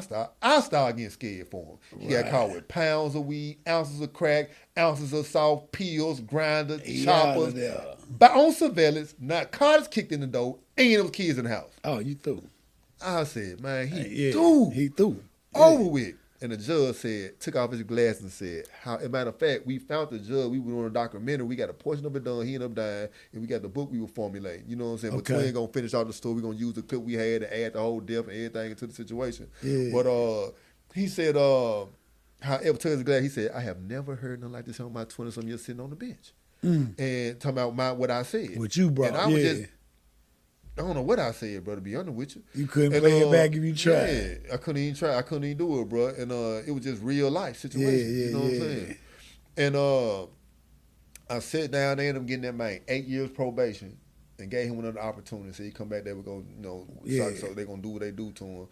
The man ended up getting 9 rental properties, ended up getting a nightclub. He still got a car lot now, his brother taking over, and just became real successful. He credited it to me, but it was something he already had. I was just being obedient. You know what I'm saying? You just stepped in front for That's him. when I knew that I had a gift, but I didn't even recognize it. Years later, I ended up doing the speaking, tried to do some seminars, and that was, I got to sign in, and that was amazing, bro. You know, I did the seminar. I'm like, man, I'm thinking, you know, a old head came in the shop. He was like, man, cause I used to cut her just like you. I see it on you. You know what I'm saying? I used to cut her, and people, man, cut the clippers out, cut the teeth out. They like this here. Listen to what you got going. What I had to say. Yeah. And the old man was like, man, young man, God got a calling on your life, man. You need to do this, do that. Yeah. You do the seminar. And my partner, you know, Jay Solid, Proper Vision, he was in the shop. He got killed down here. I ain't remember something. He got killed. Both of them were my best friend. Twin was my partner, and then Proper. They both got killed December. He got killed December the 30th, 2022. Basically, like almost New Year's Eve, or the New Year 2023. And he was in the shop, and he was like, he said, man, we can do this now, bro. He did the graphic design. We had another spot. I had a secondary shop on Night Honor, 6030 Night Honor. You know what I'm saying? We had a secondary shop, and I had something like that. It was sweets. And then I let him do all his screen print and stuff like that. We had a text off, and then I had a little suite like the junk you got. I chop up my people. I still got the pictures. I chop up my people in. You know what I'm saying? And he went in there. He did put the flyer together, and I'm like, man, these folks, because they were like, they was hate me, bro. Like, I had never, I'd be in the store, and I see a kid looking crazy. I'm like, damn, what's up with the dude? And I'm thinking like I ain't got no enemies. Everybody I had, we cool. You know what I'm saying? But it was so much hate that I felt the tension from another barber as if we were like Bloods and Crips. And I say, hey, bro, hey man, what's going on? Yeah, you a barber, man? Yeah. I'm like, that's another barber. Look at me like he just heard me and just saw me. And I felt so like uncomfortable, bro. It was so I got trailed home a few times. A client tried to rob it. It got serious, bro. I was smashing around a time that it wasn't even accepted. It had never been done. You know what I'm saying? I didn't even know what I was doing, bro. You don't even know you doing it. I just don't want to go back to jail. Yeah, you just. I'm cutting for my life. I'm cutting for my life, bro. And they looking at it like he cold. He compete. I don't want to, bro. I used to go to the shop in jail. I had bars on the window. I'm in there, John, 12 to 14 hours, 7 days a week, bro. Yeah. When I went to Houston, I realized that I had never really got exposed. As soon as I came home, all I did was isolate myself. Right. Once I got there, I really got tested now. Yeah. I was with your tip on that. These folks don't know you. They don't know about the shit. Nigga playing with what you gonna do now. What you gonna do? Yeah. How you gonna fund? Do you really believe in God? Do you really? And I was able to grow. Yeah. Here I just isolated because I ain't want to get Because no you knew situation. you were because everybody already knew who you were. They knew to a certain extent, and I was afraid to get in an altercation. Bro, I remember my Because you child. knew what it was going to be. Either way, you know what I'm saying? I ain't Yeah. saying like I'm tough, nigga. No, I'm with you. Memphis, yeah. bro. Memphis is not the city where you can have an argument. Yeah. Somebody gonna die. Somebody gonna Yeah, jail. It ain't no if and buts about For it. real, Bro. Like for it's just real. not one of those cities. Yeah. That's why, like New York, they do the battle rapping. Yeah. Your mama, this, that, Yeah, man. you can't Say do that. something about it. Play in the middle. Yeah, you better not have no cipher. There'll be so many choppers jumping in that motherfucker for real. I'm telling you, you better not. Yo, no, we don't do none of that. Yeah, Man. they with none of that. For real. That shit gonna go left. Man, quick. For real. And so, man, and he put the flyer together, and I'm moving around, and I said, man, about to go some police, man, bro, God got you, bro. And so I'm thinking about 15 people gonna be in there, you know, 5, mama, sister, a few people out there. Then the women were choosing, so I know they were gonna come get in some and try of to them. get up Yeah, on me. yeah. You know what I'm saying, man, bro? We got a room that jumped like 40. Ed, that had image and style. He right here on Mount Moriah. That I look him like an OG, bro. He had a shop right around the corner from mine. A man came, one of us compete with me. He got on his knees and helped me put my flow together, show me how to use the color, like real dude, man, real dude. You know what I'm saying? So Ed came, Scooby Cuss, he came. I had some educators. I brought some folks in from iCut Pro from New York. A few other people came down, and I created the platform. You know what I'm saying? For Memphis. You know what I'm saying? Okay. I'm just being myself, but in other cities, so they like, man, everybody was coming out. Yeah. You know what I'm saying? And so, man, before we know it, bro, it was over. I got the pictures, bro. I'm gonna give it to you so you make it insert it or something. Yeah. But it was over. It was a standing room only, bro. And I had never spoken my life. 2 weeks later, I moved to Houston. My lease was expiring. I was like, man, I'm finna just go for what I know. Roll. I said, well, I'm gonna keep going down there trying to visit and see what's going on. Man, I'm from the gutter, man. Pick a spot and get to it. Get to it, and I figure out as I go, man. I build a plane in the air. You know what I'm saying? Yeah, I feel. And I just jumped, bro, and I learned a lot. You know what I'm saying? On that way. So when you went to Houston, you got in the shop? Man, I didn't directly get in the shop because I was stacked up, bro. I had 811 credit score, had cash put up, but I was gonna go full-fledged speaking because remember, everything I did, I just jumped out and did it. So that was I'm gonna tell you something, bro. The situation with Twin gave me the courage I needed for the rest of my life, bro. I was literally, we in ditches. I got a little 25. Them folks, they coming through, man. And he'll tell you this day, man, bro. I came to them folks' door with a 25, man. You know what I'm saying? Had to run like I wasn't going. You know what I'm saying? But they gave me the courage because I kind of got that from my dad. He's a shorter kid, but stocky. He wasn't going. But I saw my dad, man. He handled his business in a lot of different situations. So it always gave me the audacity and tenacity to face things. Yeah, because you knew you knew it was in you. Yeah. At times that being bodacious got me jumped. Yeah. I'm like, man, okay. You know, if 5 of us don't, the fool. Yeah. You talking like that, you know what I'm saying? But it was ignorance, but it gave me courage. Yeah. And so I just jumped in. Because you made it on the other side. Yeah. You like, oh, yeah. I did that. I took 5 of you niggas. Yeah. Even though I ain't win, but I was able to handle it. I was misinterpreting favor as arrogance. Okay. That was God favor protecting me because he had work for me to do. But I was like, they shot me 5 times real. I'm standing on it. Yeah, you know what I'm saying? No, it ain't like, I didn't get shot 5. I got shot. It went to my arm through my abdomen. But I was just giving a reference. I'm with you though. Yeah. Yeah, but and so when I went there, I was like, man, I'm chilling. I'm gonna focus on my speaking. And I said that I was just gonna tone down because that shop was mad. I did not want to own a shop, never again in my life. Okay. And I said, I'm just going to tone down, play my role, and get in the shop and just be cool, lay back, get some bread. Yeah. The problem was my truck was wrapped, my whole face on it with all my haircuts, and I was bigger than what I thought I was. Okay. I couldn't see myself. Yeah. So I was having issues left and right. Nigga like, man, I think this Memphis nigga finna come, you know. So I was having issues. In Houston. Yeah, with the barber. So one shop I went in, he ain't want to leave. I tried to tell him, bro, I'm going to shop on myself, bro, but I had no idea to compete. I was like, you good, come on in. But, man, I was what they doing now, I was doing then, bro. Like the steam towel, razors, the gathering machine, the steam, like I was doing it back then. Yeah. You know what I'm saying? It wasn't, I set the bar out there, you know what I'm saying? And respectfully, even here, and people will tell you that. And I'm not being boastful, bro. I'm just, telling fact. I didn't know what I was doing, bro. Yeah, you just putting your all into it. I'm studious. Remember, I read and I'm a disciplinary. Yeah. So everything that was in that Bible book, I did. You did that. See, we used to get the Bible book and we just go get out the shop and go to school, go cut her up. Just go cut, yeah. Everything in that Bible book, all that equipment I had. Yeah. The steamers, the different razors, the strap. I'm talking about I got a strap with a detachable blade. Yeah, you know what I'm saying? Like I was just too extreme, bro. Yeah, you know what I'm saying? You took it to the max. You Yeah, like, won't be a barber, won't be a barber. Yeah, and that saved my life. But from a client perspective, you was overdoing it. Now, from a client perspective, I was outstanding. Oh, yeah. Because I stood I'm talking out. about from the competition, you was barber, overdoing it. Well, they thought I was coming from them. It's like, who is this dude? Yeah, you know. But from the client, I was getting every bit. But I didn't think about where are these people coming from. Yeah. They were just some other barber clients, so that's where the hate was coming from. Yeah, that's where the hate. You know what I'm saying? You done took some money. You taking money to let them tell it. Man, I really was militant. Like my barbershop, like I said, I did GED classes. That's the things that I was on from the business extent. Everything I'm doing now, I was trying to do then. It took me to go to Houston to become successful in a different environment for Memphians to actually respect it. Like when I wrote this book. Bro, you know how many barbers I had to put out my shop because they wouldn't comply with...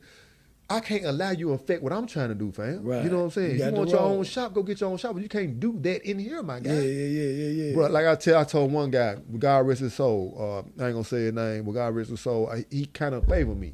He still had gold, and we both sleep bald head. This ain't no but some, you know what I'm saying? Yeah, Her fight was you. Yeah. And I had got the other shop on 639 on, and I told bro, I said, I let him hold the shop down there. Whole time the man was getting jealous and envious of me, and I helped him, and I didn't even know it. I ain't peep it. You know what I'm saying? So my wife at the time was in the back of the shop, because it was a beauty shop and barber shop with my young kids, you know what I'm saying, doing her. And I got away because I realized when the Cataway, the Mouse is playing also, it's difficult to run the shop when you beside them every day because they start to think you're equivalent to them. Equal, You know what I'm saying? They start, well, he could, no, it's different. I cut better than him. He the owner. I showed you. You know what I'm saying? It just got weird, bro. And I had bigger dreams and visions. You know what I'm saying? And when my partner called me, yeah, man, you think you slick, but let me get some of that good old loud, and then you ain't fooling nobody because everybody thought I was still hustling. I wasn't doing nothing, though. And he said, man, nigga told me, man, my partner, you got some boy. He said, the body dude with the glasses. I'm smoking it right now. Stop lying. I said, bro, I ain't selling no dope, bro. What you, how he look? You got gold? You sure don't got no gold no more? No, bro. I said, let me call you back. It's the nigga up at the I said, damn, fam, you such and such and such. And I had to put him out. I said, look, bro, all due respect, I don't knock your husband, but man, you like really, really disrespecting my family and everything. I said, look, fam, you cannot do this as barbering. You cannot mix the hustle because the whole objective of selling dope is to be elusive, is to be invasive, not be seen, not be touched. You standing flat-footed. But I know where you at all times. Yeah, you standing flat-footed at all Hit the shop on Friday. Yeah. Hit the shop. If I'm a robber, I'm going to book an appointment with you. Sit back, play game, get up on you. You know what I'm saying? Man, they going to knock you down. You know what I'm saying? So you can't mix them worlds. Right. He ended up getting killed, bro. For real. He ended up getting killed. God rest his soul, ended up getting killed, bro. Man. You know what I'm saying? So that was just one of the situations. I don't know how we got on that particular topic. No, I'm with you. Yeah, you just flowing. You just flowing. Yeah. And so that was one of the things. I got off track, bro. My bad. You know. No. It's all good, bro. I like that. I told you I had open-ended to just kind of let it flow. So now all I need to know is in this window, you what age group? Oh, this is in your 20s. I'm between 24. I came home when I was 24. Matter of fact, March the 23rd. That's my birthday. That's my daughter's birthday. My 5-year-old, that's her birthday. Yeah, that's my birthday. Yeah, okay. Good people. Yeah. So yep. And so that was from 25, and I went to Houston when I was 33. Okay, so like the 8-year window where you was in the city for 8 years. Yeah. The barbershop 4625 American Way. And that shop you had that whole window? Yeah, the whole time. Okay. Pretty much the whole time. The first shop I went to, I ain't last long, man. I ended up getting put out. It was interesting because I was a businessman, you know what I'm saying? And when I was at Tennessee Tech, because of my diet, I used to go to Smoothie Kings on Union. And I used to have a whole bunch of young kids go with me because of my influence. They was inspired by the story. So I take them up there with me. We on break, we getting smoothness. And I always put out job applications. But the man never gave me opportunity. Then one day we was in there getting smoothness, and the lady was asking him about a product. He was a businessman, but he didn't have the lifestyle. He owned Smoothie King, but he wasn't a part of, he didn't consume like that. Okay. So they like, what's this? He was up there, couldn't pronounce it. I said, pardon me, son. I said, ma'am, this is an acai. It's an exotic berry. It's hot antioxidant. It's bam, bam, bam, such. Not ready to it. That's my life. And he was like, man, young man, after she left, he like, man, I sold $90 worth of products, and I ain't even worked up. I got a couple, Off the and the muscle. man still ain't pay for my smoothie. You know what I'm saying? So he was like, now you want a job? I said, bro, I just filled out multiple applications, man. I would love to work here. He said, when you come? I said, I got out of school at 3:30. Went up there, John. About 2 weeks, bro, I was the manager. Matter of fact, I talked to Derek the other day, the other one, the other owner. He crazy about me. So I was up there 2 weeks. You don't know why? They didn't trust me. I still had gang tattoos on my neck before I got it covered up, and I had that. I still had it on me. See, this 20-some years of reading and prayer and God and Bible, so you don't really see it you like that. shook it a little you know bit. what I'm saying? Yeah. So they didn't trust me like that. So my job was just to take the somebody else put the fruit and mix everything up, pass to me. I put the ice in it, put the junk in the blender, pass to the other guy in the cup, and he get on the register. So don't trust him with this, and don't trust him with that. However, man, when I was in jail, man, I'm sweeping floor just so I can move around, get to another cell, bust a jug. You know what I'm saying? I'm hustling man for man. I don't even know if there's bologna. Yeah. Bologna already bad, but fake bologna, man, no nigga died.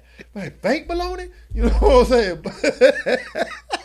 Man, peanut butter like toothpaste. Yeah, you know what I'm saying? So I'm doing whatever I could in there. Do what you gotta so do, when I went to the bathroom, I saw it dirty, I cleaned it. When I looked to the back, it was dysfunctional, disorganized, I restructured it. Yeah. They started paying attention. I was a teen and became the manager. To the point, my first shop, he actually invested in me, gave me some bread, and didn't even want anything back. Derek Allen. Yep, Derek Allen. I can show you if I just talked to him the other day. You know what I'm saying? Yeah, just Derek your Allen, aura, man. he just almost jumped 20 behind. years relationship just because, and I was a delinquent. He saw my whole transition. Yeah. You know what I'm saying? And so that's why I say you got to treat people right. Even with the J-Rod story, I created a financial literacy program for barbers and beauticians. So the guy who owned the trimmers, the first shop, when I came home and they helped me out, I ended up having a seminar down here last year and gave him an award, but Peter Ward, everybody that contribute to who I am now and who I'm going. And now, because of my relationship, my curriculum is in his program. Wow. And in school. Okay. You know what I'm saying? Being real, like these young kids talking about run off on a plug, man, or a finesse, man. That's going to get you murdered, slaughtered, man. Yeah. Pay homage, pay your dues, man. Your character growth going to determine how your personal growth, your personal growth going to produce your finances. You know what I'm saying? Yeah. And you never cut a corner because you always got to come around that thing twice. You got to come right back. You got to come back. Yeah. And don't worry about what you used to do.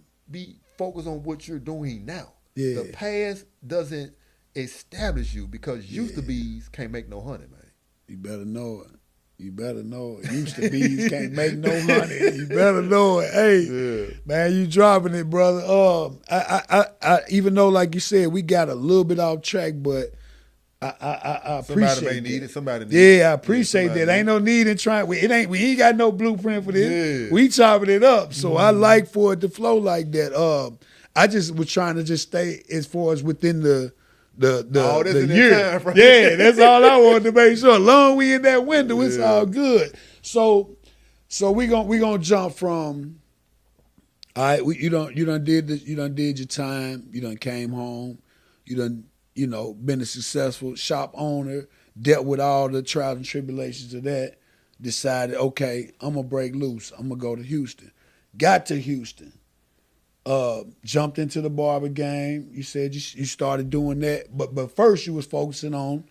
I was just doing the speaking. You're speaking, I ended up going through.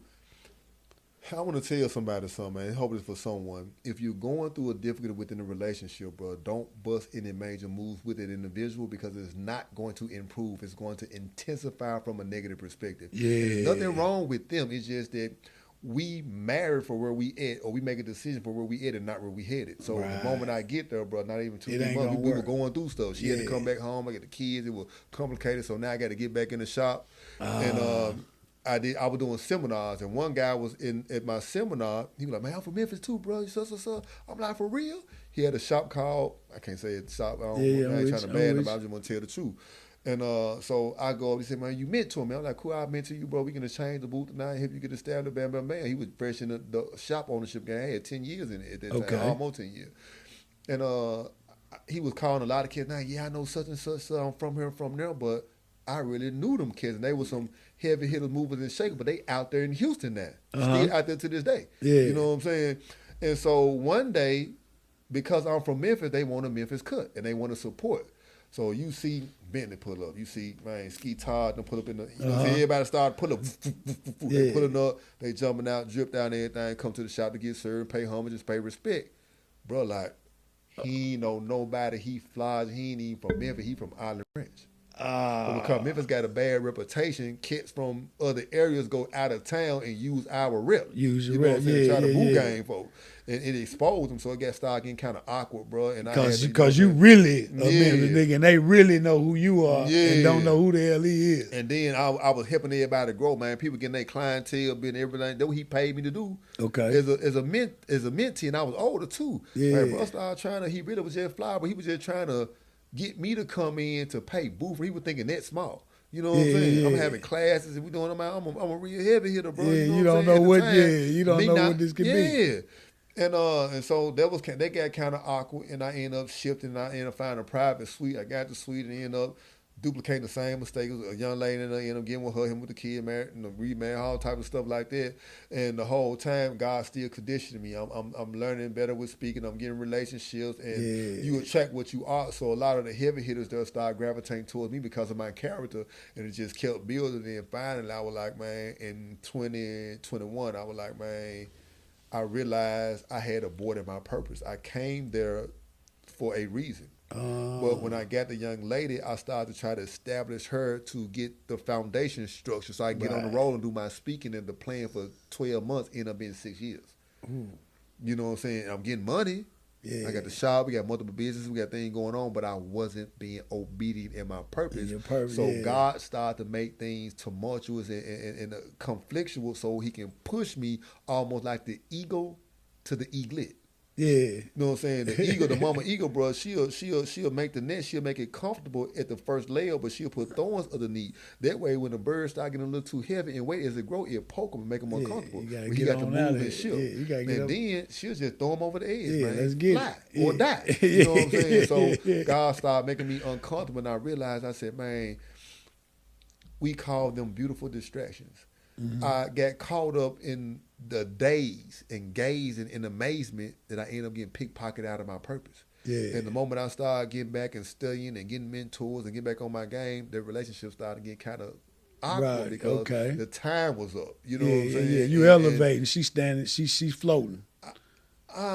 I want to say that, but from a deeper perspective, it was all God's work. Okay. And I think that we both had ulterior motives. I was looking for some stability, you know what I'm saying, with the kids and to get help. This is a kid from outside the city, don't really know nothing about me, and I can present myself a certain way, I can get certain things, but now he's moving around too much, and he's bumping too many people. It's getting kind of, you know what I'm saying?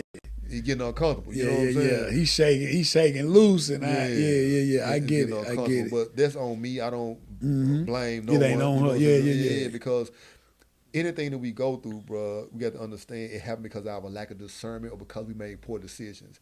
Yeah. I still had trauma.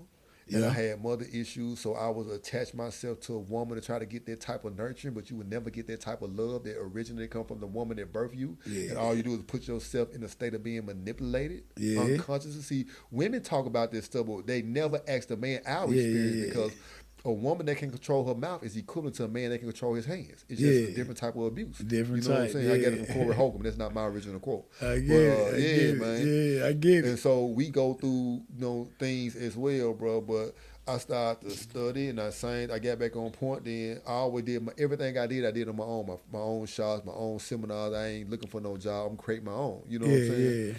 George Bernard Shaw, he said something like, he said he don't believe in circumstance. He said the people that get on in this world, they don't, if they can't find the circumstances that they want, they'll create them. Right. You know what I'm saying? So I did a seminar out there. Same results. Stand up room only, packed out, and I started going, and it led me. That was in 2021. Now we back in 2025, and I just stayed consistent. Then I still tried to cut her up, but God made it uncomfortable because the job was a little bigger. It wasn't for me to cut her up because I became a metaphorical Michael Jordan in the game. And at some point, Jordan had to shift to be the coach. He had to shift to be the owner. It's time for me to create Jordans at this particular point. Yeah. So now I spend my emphasis on combining with people, helping them grow their shops. And so I physically don't own a shop or school, but I have partnerships and percentages of ownerships in multiple schools and shops because of the equity that I stake in them. Me helping them get their shop established, me giving them game, give them up and running what I get. Like, give me 20%, give me 30% to do the paperwork, and that's how. So I can own things, I can control things and own things without even just by helping people without physically being there. That way I can travel the world and help the youth and help this and help that. Powerful, but that happened from across. So God do things in amazing ways, bro. Yeah. I like that, man. So let's do this. We gonna go 30 to 40. We gonna go 30 to 40. Then we gonna you 43. So we ain't too deep into that decade. Give me something out of that 30 to 40 window, man, that impacted you as a man, as an individual, and it's gonna stick with you from now on. Everything I just stated in the ladder, that was within the 30 to 40 with the Houston. Because when the Houston, I was 33. 33. So now I'm 43. So one of the things, being a single father, I think I got a lot of respect for single women because a lot of things, I'm used to being a provider. Like when I came home, the first woman I got, I married with her for 10 years. And after that, I monkey branch and went to the other one. And I was real disciplined, bro. So honestly, from 19 to 40, I had only been with 2 women. I went to jail, you know what I'm saying? 19, 24, and then the first woman 10, and the other one did 6 years. I had only been with them 2 women. Then once I turned 40, you shook loose. Now I'm back disciplined, but I had to get. But you had to get it out. I'm back on my Musa King, my straight now path. I get it. But and just being a single father, but it helped me grow a lot. It helped me. I had to come off the stage and look in the audience as the audience and see myself as myself. Yeah. And I'm like, damn, you're a little too aggressive like this, bro, man. You need to be putting this. You need to be doing that. I had to really kind of chisel myself. Okay. It's like you want a perfect sculpture. Don't we get a sculpture of an Indian? You got to take away everything that don't look like an Indian and add everything that does. Yeah. And so I knew what I wanted to be, so I had to be realistic. The first stage of growth is awareness. Where I'm at now. Am I tight? Am I not right? Right. Am I cool? Am I money good? Am I tripping? Am I a good father? Am I a public success and a private failure? Am I smashing in business but neglecting my kids because I got to go and get it and come back with it? You know what I'm saying? Like, you start finding that balance. So I had to be realistic with where I was at, and then what I wanted to be. And in the middle was everything I had to give up in order to go up, and what I needed to do to become it. You know what I'm saying? Yes, sir. And so that's what so now, right now, within the past from that age, from turn 40 on my 40th birthday, I just been going in ever since then, bro. Like, I've been able to move around my speaking. And the funny part about it, a lot of people's already expecting, like, what took you so long? We've been waiting on you. Some people said, I've been wild, like, damn, bro, you been saying that you ain't say nothing. Want my plate to say nothing. But I had to juggle the juggles of my life. Yeah. And where did you get that strength from? That inspiration? I think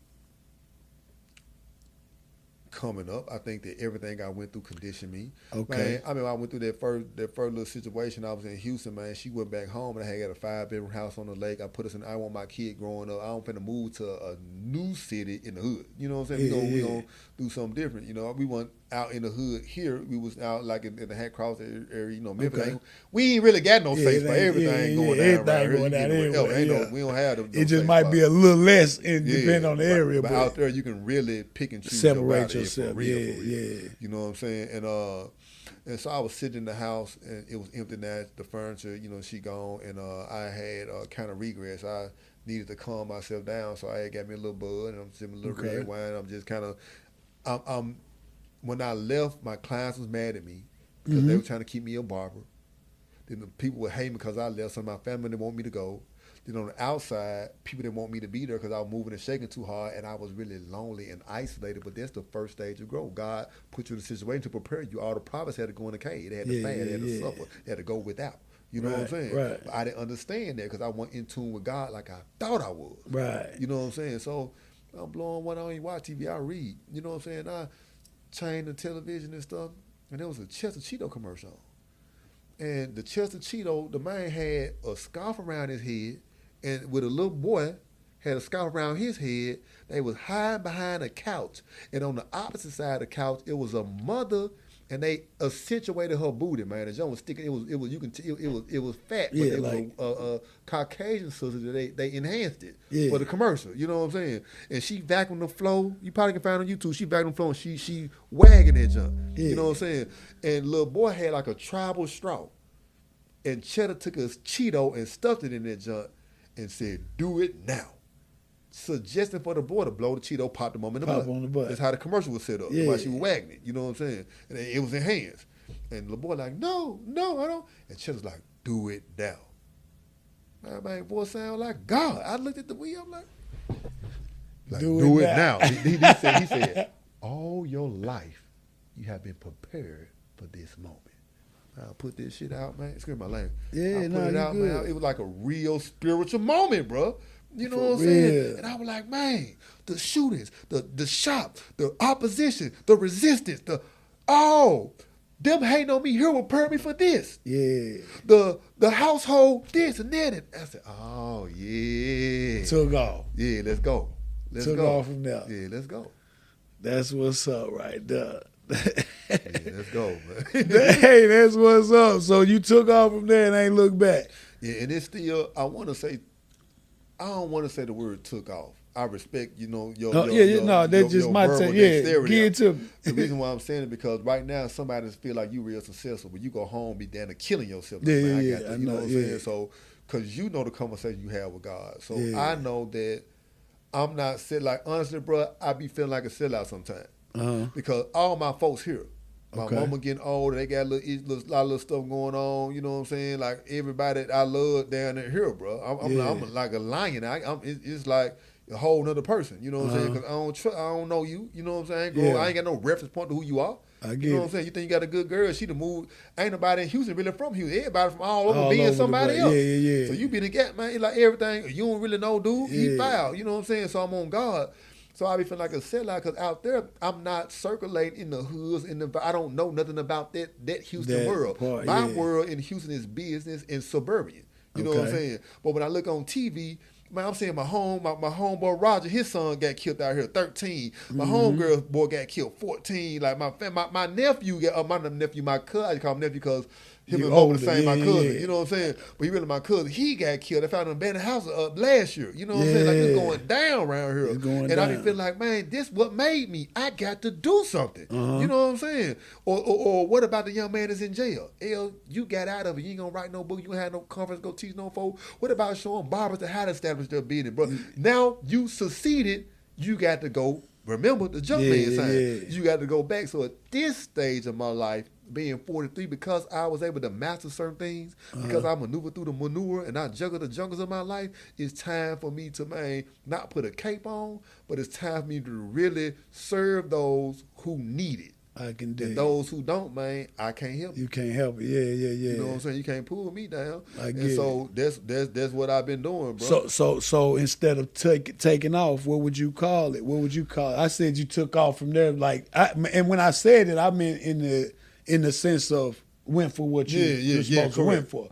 But what would you say you did in that moment? I took it from a successful perspective. I take it as I'm taking off. Okay, it ain't it ain't over. The plane coming off. You on your way. I got a destination. Yeah, but I just got. I'm the plane. You on the runway. I'm getting levered up because anytime you try to go up, that's when the bullshit show up. Yeah. Because coming up, we call it a come up, right? We call it. Well, goes up, we got a gravitational pull to try to pull us down. Anytime you try to go up, things, people, places try to pull you down. But the most important thing that's gonna pull you down is you, your old thoughts, your old ways, your own conditioning. And I just got past that stage where I had to rectify my own mindset, bro. You know what I'm saying? Okay. And so now the plane is up and I'm headed towards that destination.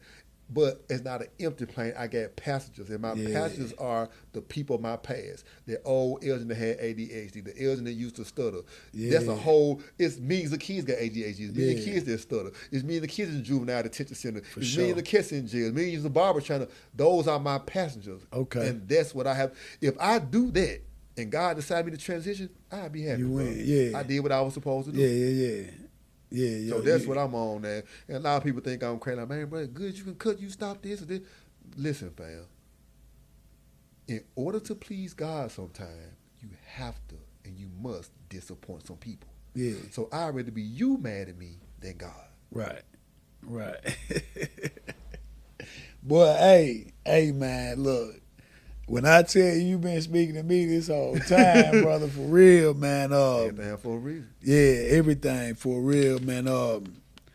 I just like the fact that you for one, that you were able to even take all your trials and tribulations and turn it into a path that you can pursue your own journey, and you can pursue your own thing to where, and not only that, you reaching back to help your people. You know what I'm saying? I remember looking for the help and couldn't get it, bro. I couldn't even have no barbers to really assist me because they were nervous. Like, remember I was telling you about the Smoothie King situation, right? Yeah. So while I was at Smoothie King, he moved to another spot, had a second location on Curb and Quince. So, you know, when you're doing something and you see somebody that have done it, you be inspired. Like, you hoop and you see Junior, you're like, oh, my God. Yeah. So, as a barber student getting out of school, I see a guy with a smock on. I'm like, man, bro, you a barber? Yeah. He's like, yeah, I own a shop here, sir. I'm like, where? He said, in the same shopping center. I'm like, huh? Yeah. He had a shop in the same shopping center, but it had no sign on it. It was called Fit and Trim. He was a fitness guy. He had no sign with a barber pole, anything. It was all in the back, no walk-ins. I said, this is what I want to be at. This is it. So I used to, while the barber sitting complaining, I used to rap, bro. So and I knew how to sell dope. So I used that same game. Like, you be at the corner, something like, hey, bro, I got that good, fam. Or you break a junkie with the stick pin. You know, you do with the razor blade you use. You crazy now, go pop the stick pin, get your rocks. Or you give him a little wake-up call. You know, you get a chick. You know, he a working man. He just like to get high. So you give him a wake-up call and you put him in debt, right? Yeah. So I do the same thing with the barber. I got my cars made. And as a rapper, I used to put my little stickers and stuff on gas pumps and pole. I did that with the barber game. Bro. I put my curl cuts and I was smashing. I'm getting put out of apartments. Sir, you can't do that. Okay, my partner. What's going to do? Take me to jail, man. I got to eat. So I kept doing it, man. And but I didn't know what I was doing. I just was a hustler, an entrepreneur. So I looked up one day, bro. I come to the shop. It was a line outside. I'm a new barber. I'm not even out in the shop, not even a month. I passed out 5,000 flyers in 1 week, and I was getting up on folks. So like I tell barbers, it's cool to post on social media, but check this out.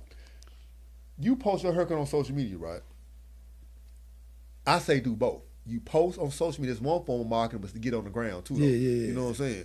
So the client looking at these client promiscuous, man. They loose. They choose and Susie, bro. You cutting their hair, but they following 5 other barbers. Make a mistake. Right. It ain't like it used to be. You know what I'm saying? Yeah, push your shit back just a little bit. They going. You know what I'm saying? Yeah. So they looking at they looking at you post a haircut, they scrolling. Like, okay, I'm check them out, such. Why they scroll? I walk up on them. Hey, promise, sir, you mind if I share my gift with you? They like, look, I'm not trying to be boastful, vainglorious, or arrogant, but God blessed me with an amazing gift to cut hair, and I would love to share it with you. Matter of fact, I'll cut you for free. If you don't like it, I'll pay you. That's that wake-up call. Right. A little piece of credit. Like, nigga, you're bold. I show them my work. Like, that's you? Yeah. Man, come on, bro. It's on me, bro. man. Yeah. They come through, think they finna get a haircut. No, this is not a haircut. This is an experience. They think they should mind dry razor. No, man, I got that hot leather, warm, to hair back. I'm making all type of noise behind it. You know what I'm saying? You know how you hit them with that one. Hit them with all lock that. them in. And for I know it, even if I don't get them, when they go to the gas station, somebody say, man, who cut your hair? Yeah. Or they friend come and they never come back. Yeah. You know what I'm saying? And so before I knew it, bro, it was a line out the door waiting for me. This was the problem. I was new to the industry and my timing went up. Right. You taking too long on one, you mean. Correct. So I had the whole weight room filled. And it's taking me an hour or something on the cut. I was doing all that. You know, back then, niggas just 10 minute nigga out. Yeah, you hit right there with no rate. That when it was extra for a rate. And 10 other people use that same rate. You know what I'm saying? You know how, I'm talking about no shaving cream, your hair scraping, you got burn marks. Them folks just getting money, man. You know what I'm saying? You chopped it to death for 2 days, but after that shit started getting black and all that. For real, man. And so I started passing the clients to barbers. The other barbers in the shop, and I was showing them how to do it. The owner, he was 22 years my senior. He was my age now then. He was 44 and I was 22, 23. 23, right about, I was 23. So now hold on, I was Yeah, 40, you 24. came home at 24. Yeah, So yeah. he was 44 or something like that. Okay, I'm with Well, you. he was I'm 20 with some you. years my Yeah. seniors. You know what I'm saying? It's been a long time. 20 some years my senior. And man, the man asked me to leave, bro. Me personally, I would have been like, man, that young kid I was so loyal, bro. Had he not did that, I would have been above his wings forever. It got multiple shots above him. How he did, when he did that, asked me to leave, bro, it was a young lady in the back. And I ended up bumping her at Walmart. And she was like, man, what happened to you? What you leave for? And I said, man, you guys want me to do something different? She said, you lying. I said, what you mean, man? I want finna tell our business. And she like, I've been here for all these years, dude, do that with everybody, such and such and such. So, man, I knew he was gonna put you were too strong, bam, bam, bam. That ended up being my gal for 10 years. We got 3 kids together. Okay, you know that's what I'm saying? okay, okay, yeah. You know, But we went that was the first that was one. the one. You Yeah. know what I'm saying? And ended up getting a shop, and I was trying to go to other shop, but because my aura was so strong, and I was very institutional, I was really smiling, it was coming off as arrogant because I knew what I wanted to do, Yeah, and it was bucking up the barber game. It was set one way, and I was a disruptor. Bugging And so everywhere I went, it felt uncomfortable, bro. So I ended up finding a suite. I got a suite. Didn't last long. A police officer owned them suites, and something happened when he lost them. Yeah. They come in, locking it up while we were cutting, and I ended up forced me into the shop, bro. And I ended up getting the shop, and that was a blessing. That's a whole other story. I got the shop. That was a blessing. Yeah. And that's how it happened, bro. That's how it happened. I don't know how we keep getting. I don't know. I got something to say, bro. It's all good. It's all good. Cause what we gonna lead into now, man? I want you to get on this right here, man. Tell the people about this letters to my sons. The Master Guide into Manhood. My first question with this is, where did you get the inspiration for to even write this? I wrote a total of 7 books. Okay. 2 has my name on it. I've written some for the women I was in a relationship with. One for one I was in a relationship with, and the other was like just homeboys or clients or people that I help, and I privately ghostwritten for them. Okay. And put the situation together. This one here, in 2019 in Houston, man, I was chopping hair, and I go to the back, man, I started feeling weird. I'm like, man, shit hurt. You know what I'm saying? I started feeling weird. Now you drink a little wine and stuff every night, a little Merlot. So I'm like, man, maybe I'm doing too much drinking no water. I'm drinking water, it got painful. I used the bathroom, my blood came out. I didn't realize, that I had passed a kidney stone. And then that's the thing I know, it had got worse. But by the time I had to cut all my clients off. I said, man, I can't do it. Girl at the time, she took me to the hospital. Come to find out, me being shot at 19, I had effects then, almost 20 years later. You know what I'm saying? Wow. 17 years later, when they put a catheter in my penis, you know what I'm saying? When I got shot with it for the surgery, it left a stricture on my urethra, which is scar tissue.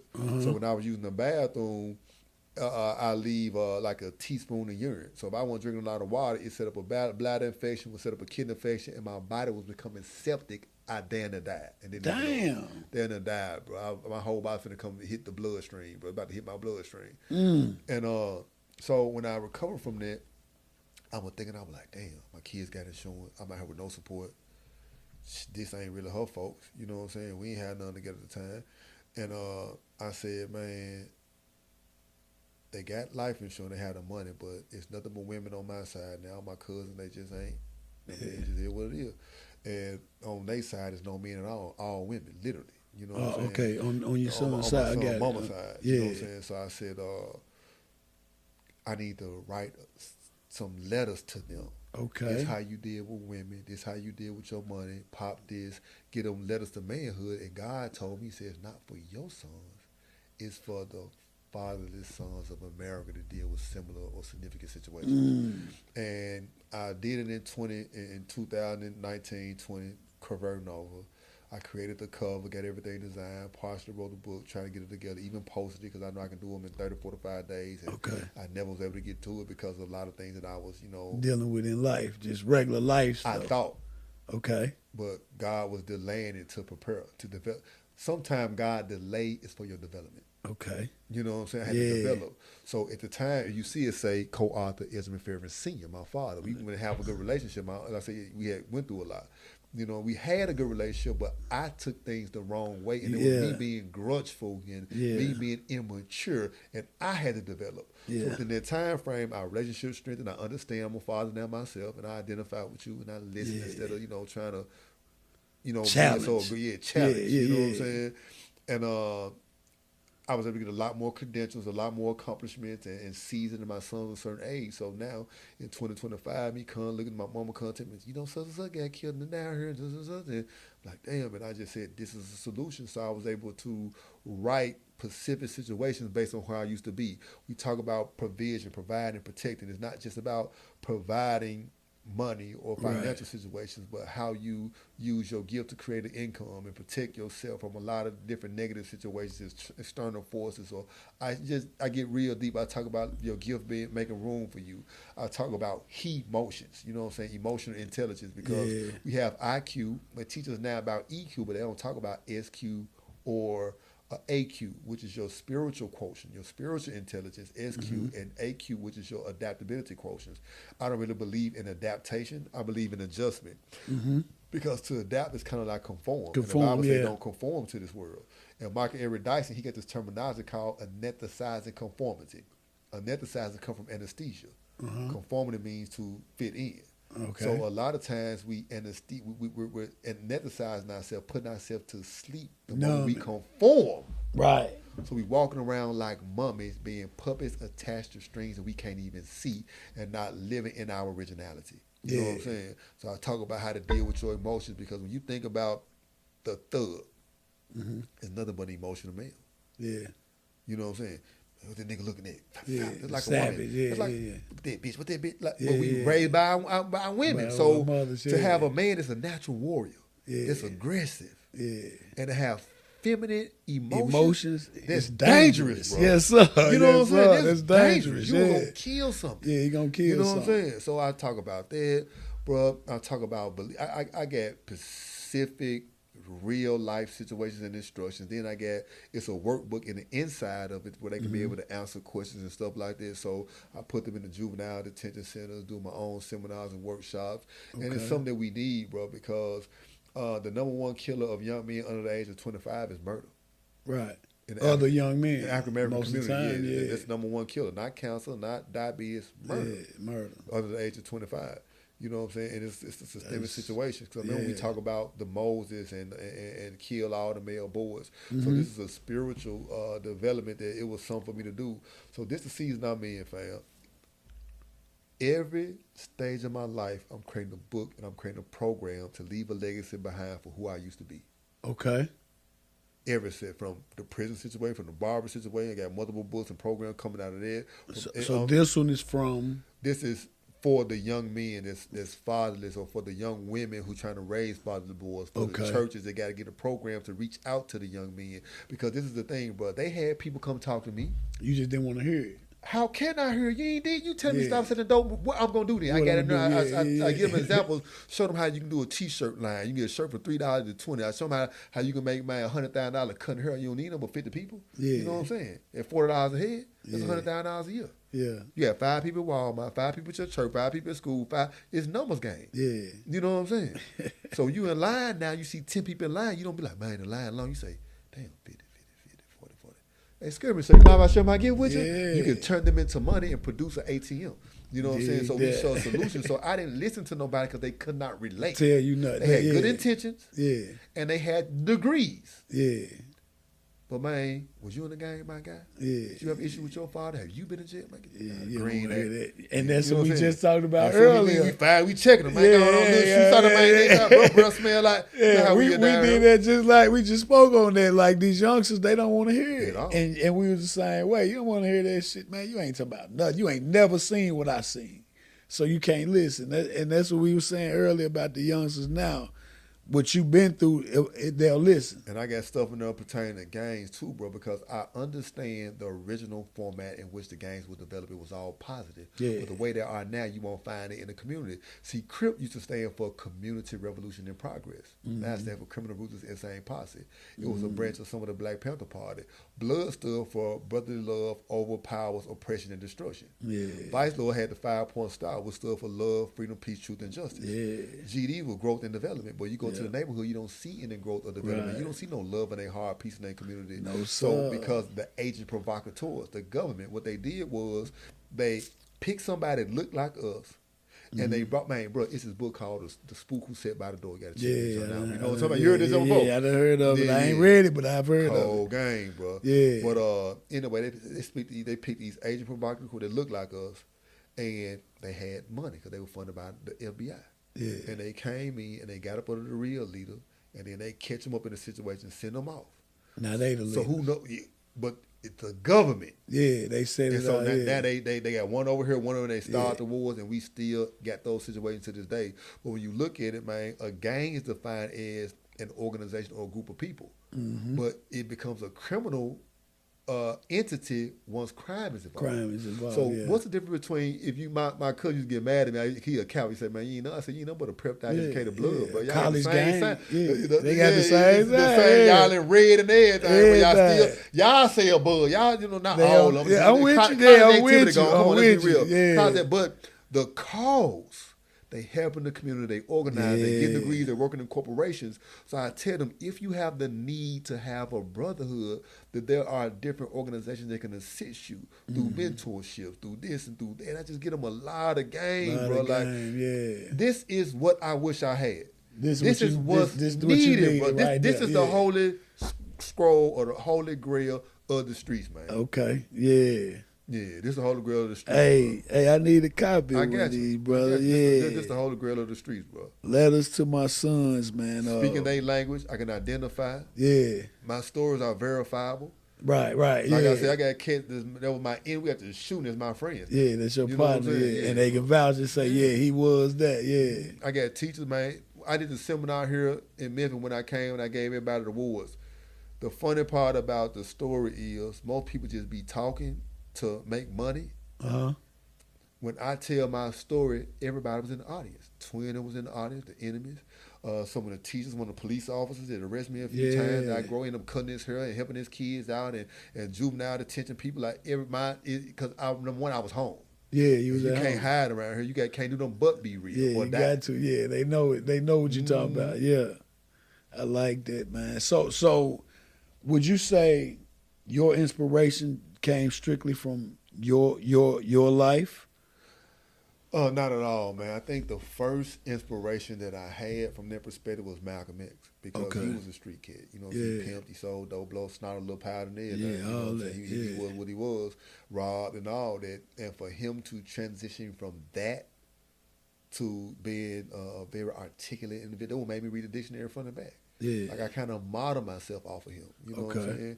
And he was swoop with his word. You know, Martin Luther King was like, you know, we should overcome. And man, Malcolm X said, look, but it's time to stop singing and start swinging. Yeah, you know what I'm saying? Time to fight back. And from that statement, the Black Panther Party was developed. Yeah. You know what I'm saying? They took that by any means necessary, man, to the hip. To the hip, You know what I'm saying? Literally with guns protecting the community against the police brutality. Yeah. You know what I'm saying? And Dang, so that was man. one of my inspirations. Judge Mathis was one of my inspirations because, you know, he One of them he guys. banged her wrong. He was young, sold dope. He was in gang, ended up being a judge. You know what I'm saying? Judge, And televised. yeah. Judge. So exposure creates expansion. Me seeing it, and when I got in them books, I was like, see, Think and Grow Rich is a book almost 100 years old. To this day, it's still the #1 seller for personal growth and development. Yeah. But Napoleon Hill, which is a black professor at Clark University in Atlanta, he worked with Napoleon Hill, and they created the Think and Grow Rich, the Black Choice. Okay. So where Think and Grow Rich got examples by Henry Ford and man, Morgan Bank, all this type of stuff, you know, all the folks, Thomas Edison. The Black Choice got examples of people we know. Current. Michael Jordan, Mike Tyson, FB Fuller, you know what I'm Yeah, saying? I didn't know Ali. Famous Amos was a black man, created the cookies, man. Them songs fire too. Yeah. You know what I'm saying? But I didn't know and they stole it from him because he didn't understand He didn't know business it. Yeah, behind the industry. You know they what I'm saying? Just overrode like- him. Yeah. Yeah, bro. So that's it. So tell me something, brother. We wrapping up slowly but surely, man. Yeah, I we want you good. to tell me something. Tell me something you believed as a child that you found out as an adult wasn't true. A man do what they want, a boy do what they can. That's the most insane, idiotic, and asinine statement that there is, bro. A man do what he want. I want to hit her. Yeah. I want to, man, blow one and get Yeah, tipsy. yeah. I want to, man, just free ball. You Yeah. can't do that. You know what can't I'm saying? do that. I'm supposed to be disciplined. I'm supposed to have a relationship with God. I'm supposed to save and invest. I'm supposed to abstain. You know what I'm saying? Because it shows my strength and my power. Yeah. So it's not that a man does what he want, a boy do what he can. That's actually a boy in all three aspects. Yeah. We do what we supposed to do. Yeah. And discipline is our power because it's the bridge between goals and our accomplishments, man. No doubt. No doubt. Another thing I want to ask you is who would you consider to be your biggest influence in life? And it doesn't have to be a family member. I mean, whoever it is, who would you consider to be that your biggest influence in life? And I know you just spoke on Malcolm X. I mean, an individual you can actually put your hands on. I want to say my dad, man. Your dad. No, I want to say my father. For sure. Even though you had the animosity or whatever, due to the lack of understanding. Because I didn't understand. He was, you know, it was just an iron fist. Yeah. You know what I'm saying? Then he was trying to get me to do what he thought was right for me. For you, he told me, yeah. said, man, you always were like, I really wish I would have pulled. I said, you good, Pop. And I was trying to apologize for him. He said, man, I don't need you to apologize. Yeah, He still with you. I don't need all that. I said it.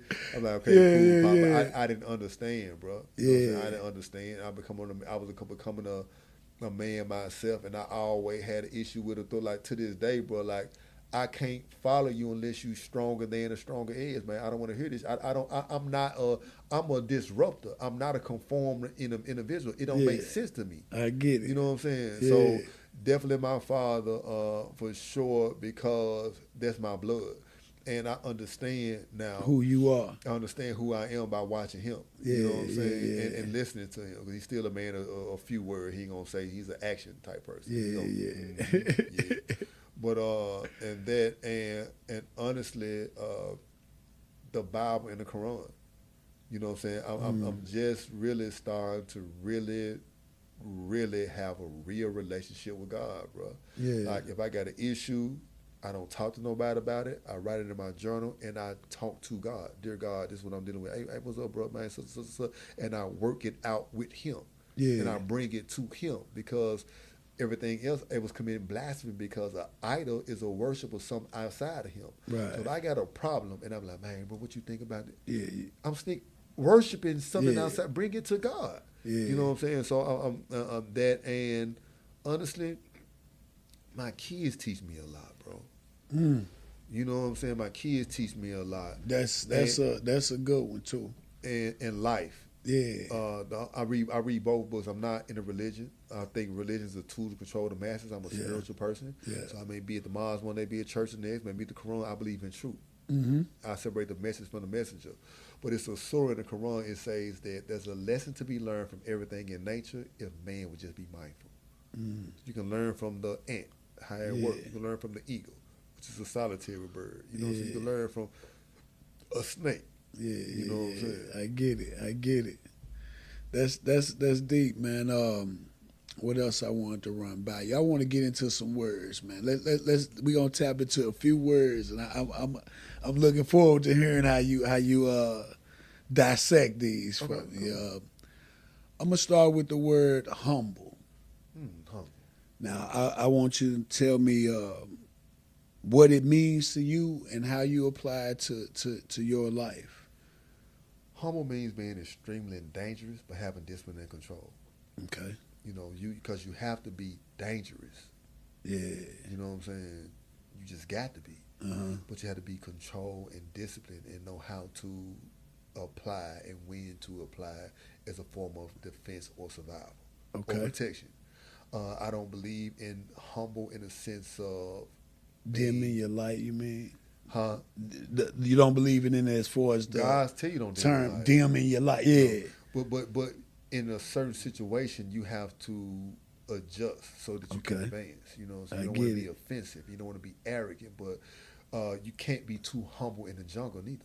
Okay. You know what I'm saying? The mouse can't. They call them humble as a mice, but a mouse Yeah. can't survive in the jungle. Yeah. Some gonna step on him, some gonna eat him. Some gonna get You know him. what I'm saying? Yeah. That's An what- owl come get him. You know what I'm saying? You see what Yeah. I'm saying?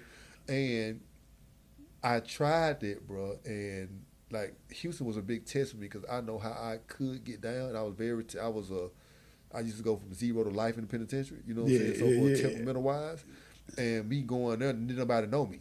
They just see this. I'm like, how you doing, King? What's going on? But they were playing a little too much. Yeah. And I realized that you can't be too humble in the jungle. Number one, it's lions, snakes, tigers, and birds. Literally. There's snakes and gorillas around here. Yeah. And number two is my humility is not my timidity. Okay. I'm not timid. I'm not afraid. Don't get I'm it afraid of what twisted. I can do. Yeah. And I'm just following God. Yeah. You know what I'm saying? But I'm half hood, half church. So, you know what I'm Yeah. saying? It can go either It way. can go fam. either You know what way. I'm I'll saying? pray for you or don't play for you. Man, Yeah. pray for you or pray on you. You know what I'm saying? Yeah. Fuck you, man. I like that. Okay. I've never heard it broke down like that. I usually have to define the humble for an individual because I believe I'm like you. I don't believe in them in the light that humble, that old school. Oh, I don't believe in that bowing down humble. I believe that life will humble you, knowledge will humble you. Man, just a higher power will humble you. You know what I'm saying?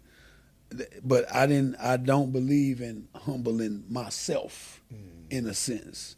But I understand what you mean. Like I said, in the presence of knowledge, man, chill out. Listen to what this man's saying. You know what I'm saying? I think those are natural humbling things that come into play in life.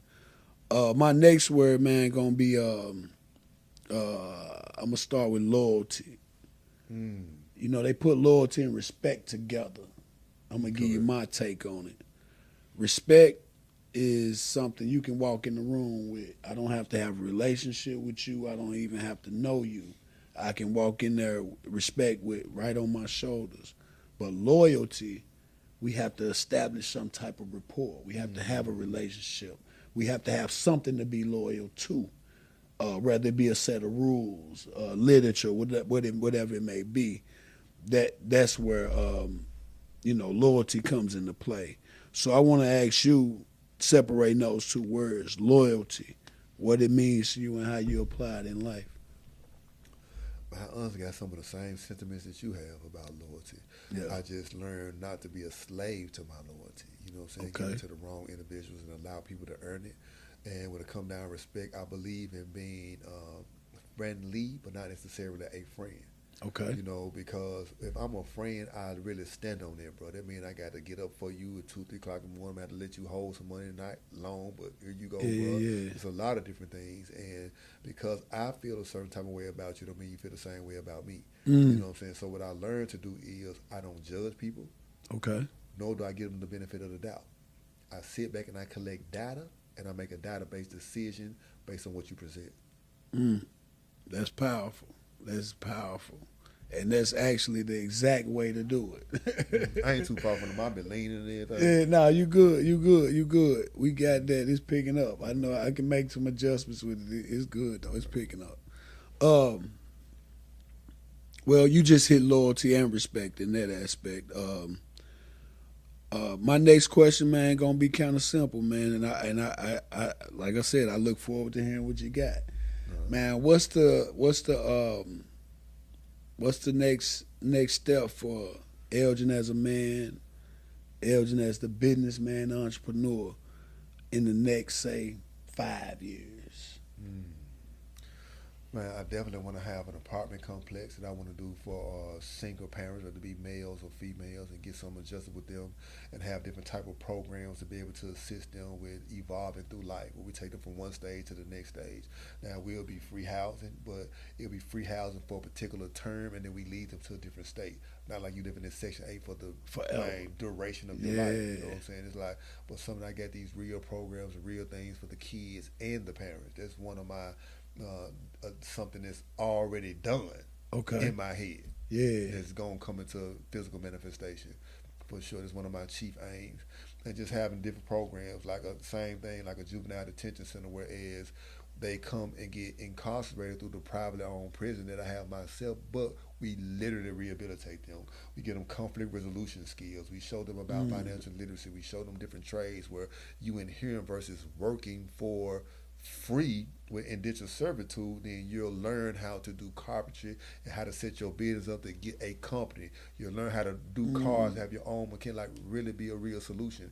You know what I'm saying? If that idea don't, you know, God got me protected. You know what I'm saying? But nigga, I got to make that happen. You know what I'm saying? Like no ifs and buts about it. So I'm gonna be honest with you, bro. I'm not supposed to be here. You know what I'm saying? I had multiple brushes with death. Yeah.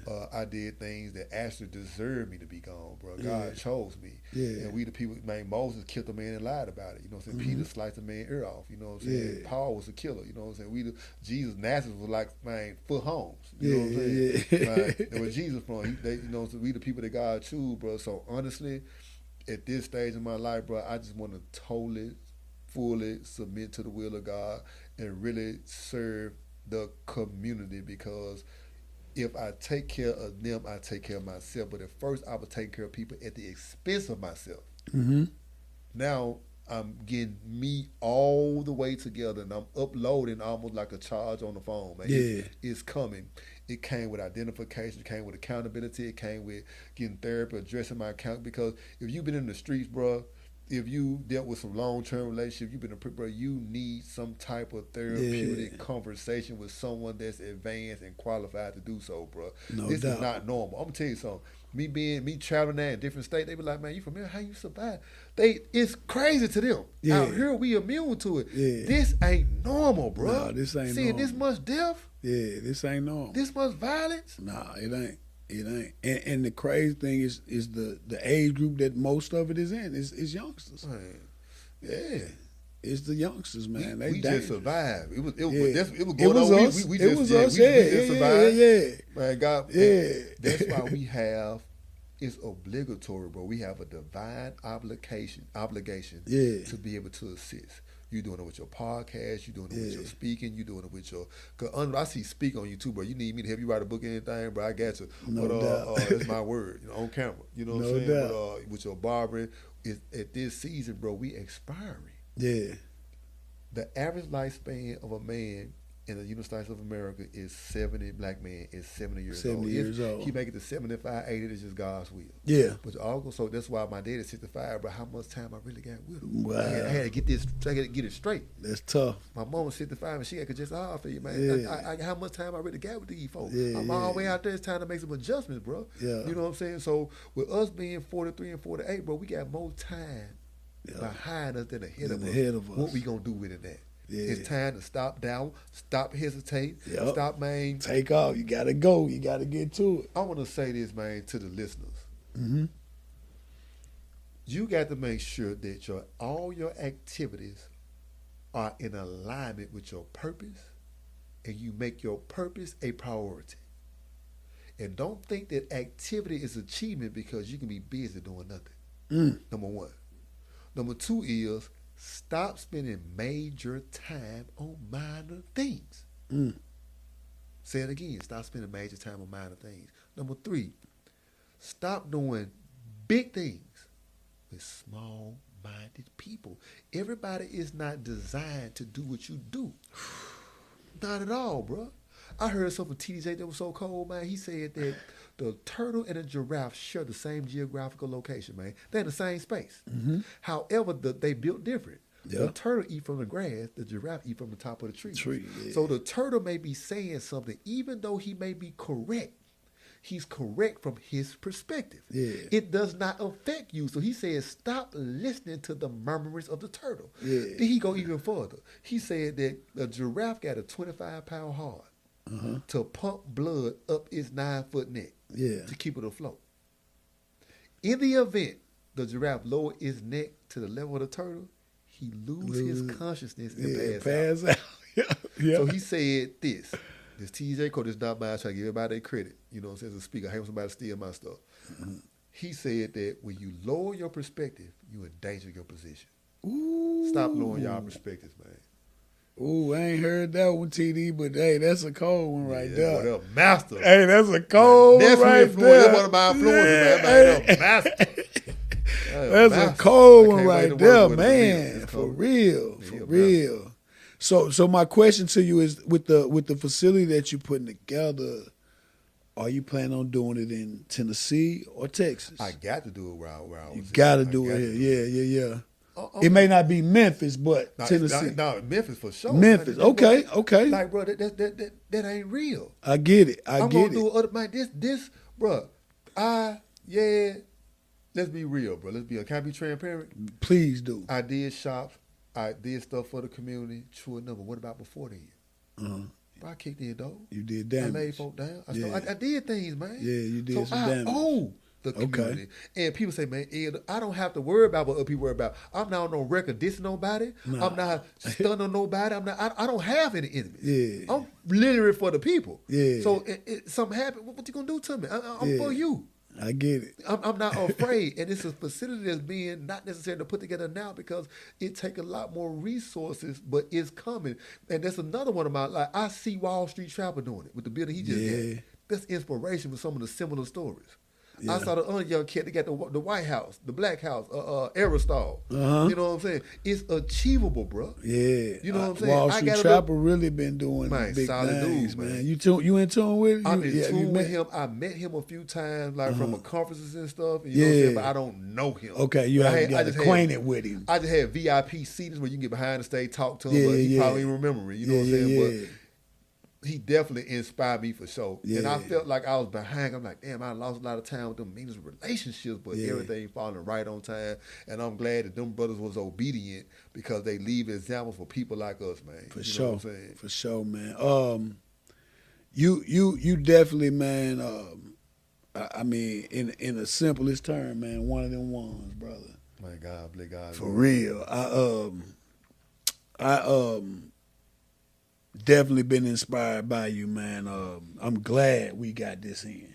You know, I'm talking about, and for y'all, but I'm talking about for me, brother. When I tell you, been speaking to me this whole time,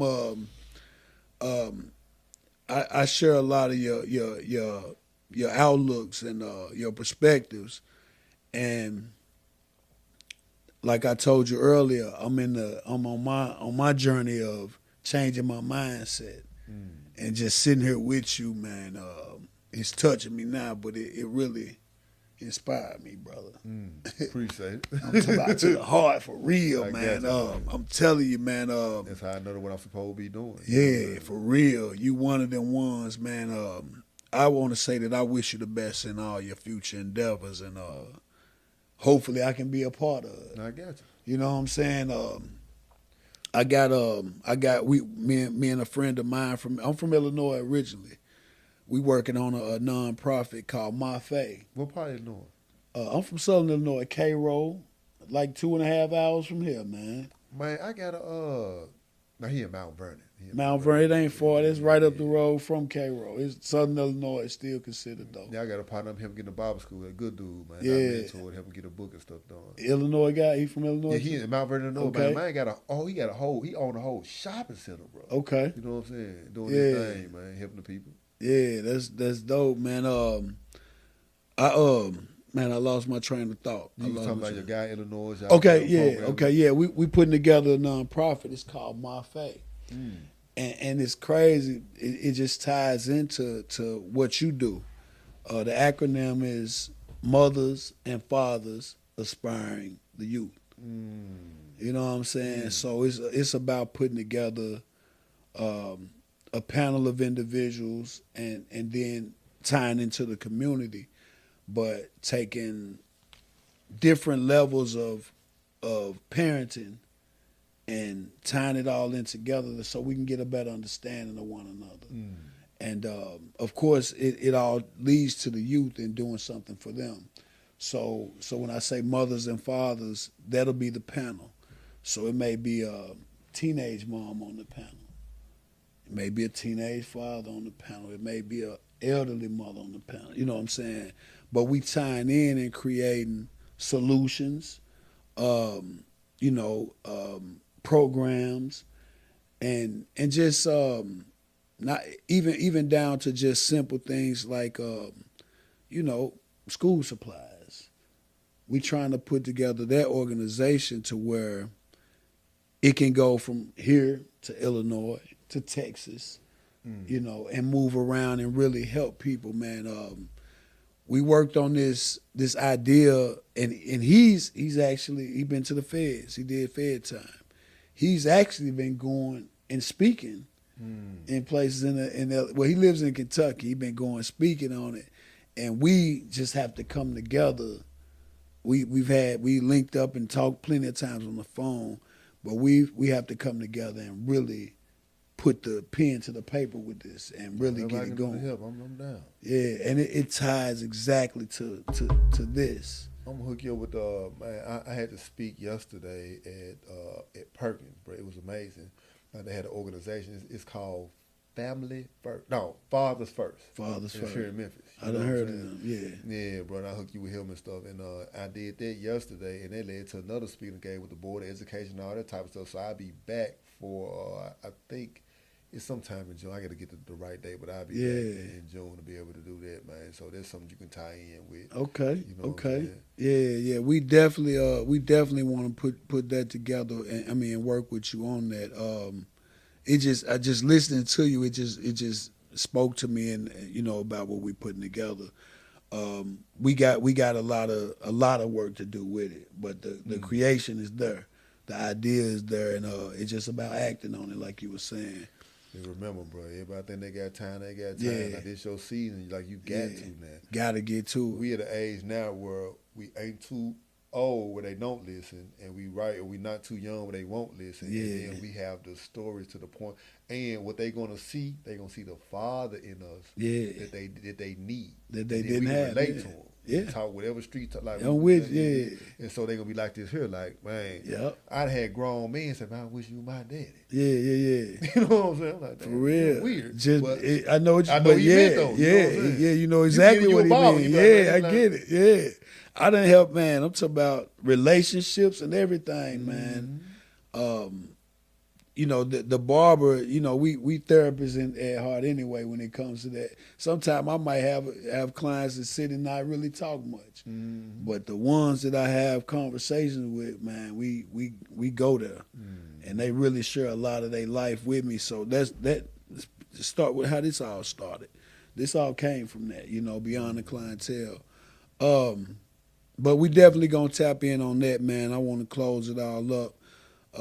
Like I said, I wish you the best in all your future endeavors, brother. I appreciate it. Man. I think that you got a powerful message to deliver, and you're doing a damn good job at it, man. Keep doing what you're doing. I know I had a little bit more. I had my idea was to do it a little bit different, but I'm glad it went the way it went. Because like I said, you spoke to me throughout this whole interview, man, and I'm sure you spoke to the people. You definitely reached some people with this one. We gonna have to run this back again one of these times. I always say when I hit 50 episodes, which I got 5 more to go, I'm gonna start running them back. You won't be in this 50, but with that, even in the next 50, we gonna have to run this one back. You know what I'm saying? I ain't waiting another 50 to run this one back, man. We gonna have to do it and get an update on the moves you making and the plans that you got in place, and see how that's going. You know what I'm saying? And whenever we do anything together, man, anything that I got going on that I can tie you into, it would be an honor and a pleasure to have you. What else I got, man? Is there anything you want to share that you didn't get a chance to share that you want to make sure they know about Elgen Mac before you go? It's not. I'm gonna be honest with you, man. For a long time, I wasn't able to really do what God wanted me to do because I don't like attention and I don't like speaking about myself. Okay. And God said you can't go to the next stage of your purpose until you willing to get personal. So it's not that you're boasting or bragging, you telling people things and you showing them how to get it. Yeah. So it'd be awkward when you ask me. I'm like, cause I hate saying. I just like serve. I don't even want to say, but I got to. But so it's not that I want them to know, but I want to emphasize on something you said about humility, about being humble. It's this poem by Marion Williamson. And you done heard it before. You done saw it on some movies, and The Killing the Bee is one of them. But she said that our deepest fear is not that we are inadequate. Our deepest fear is that we are powerful beyond measure. It is our light, not our darkness, that most frightens us. She said, we ask ourselves, who am I to be brilliant, gorgeous, talented, or fabulous? Actually, who are you not to be? She said, your playing small doesn't serve the world. She said, we are all meant to shine as children do. We were made to manifest the glory of God that is within us. It isn't just in some of us, it is in all of us. Yeah. And as we let our own light shine, we unconsciously give other people permission to do the same. And as we are liberated from our own fear, our mere presence automatically liberates others. So I just want to leave that with the people, man. Man, powerful, man. Hey, look, we going to close it and go. That concludes another episode of Beyond the Clientele. I'm your host, J1, J100, or Mr. So 100 because I do it the So 100 way. And today, man, we like to have the pleasure of having our special guest, my brother Elgen Mac in the building, Appreciate man. y'all, man. Till next time, big salute. Peace.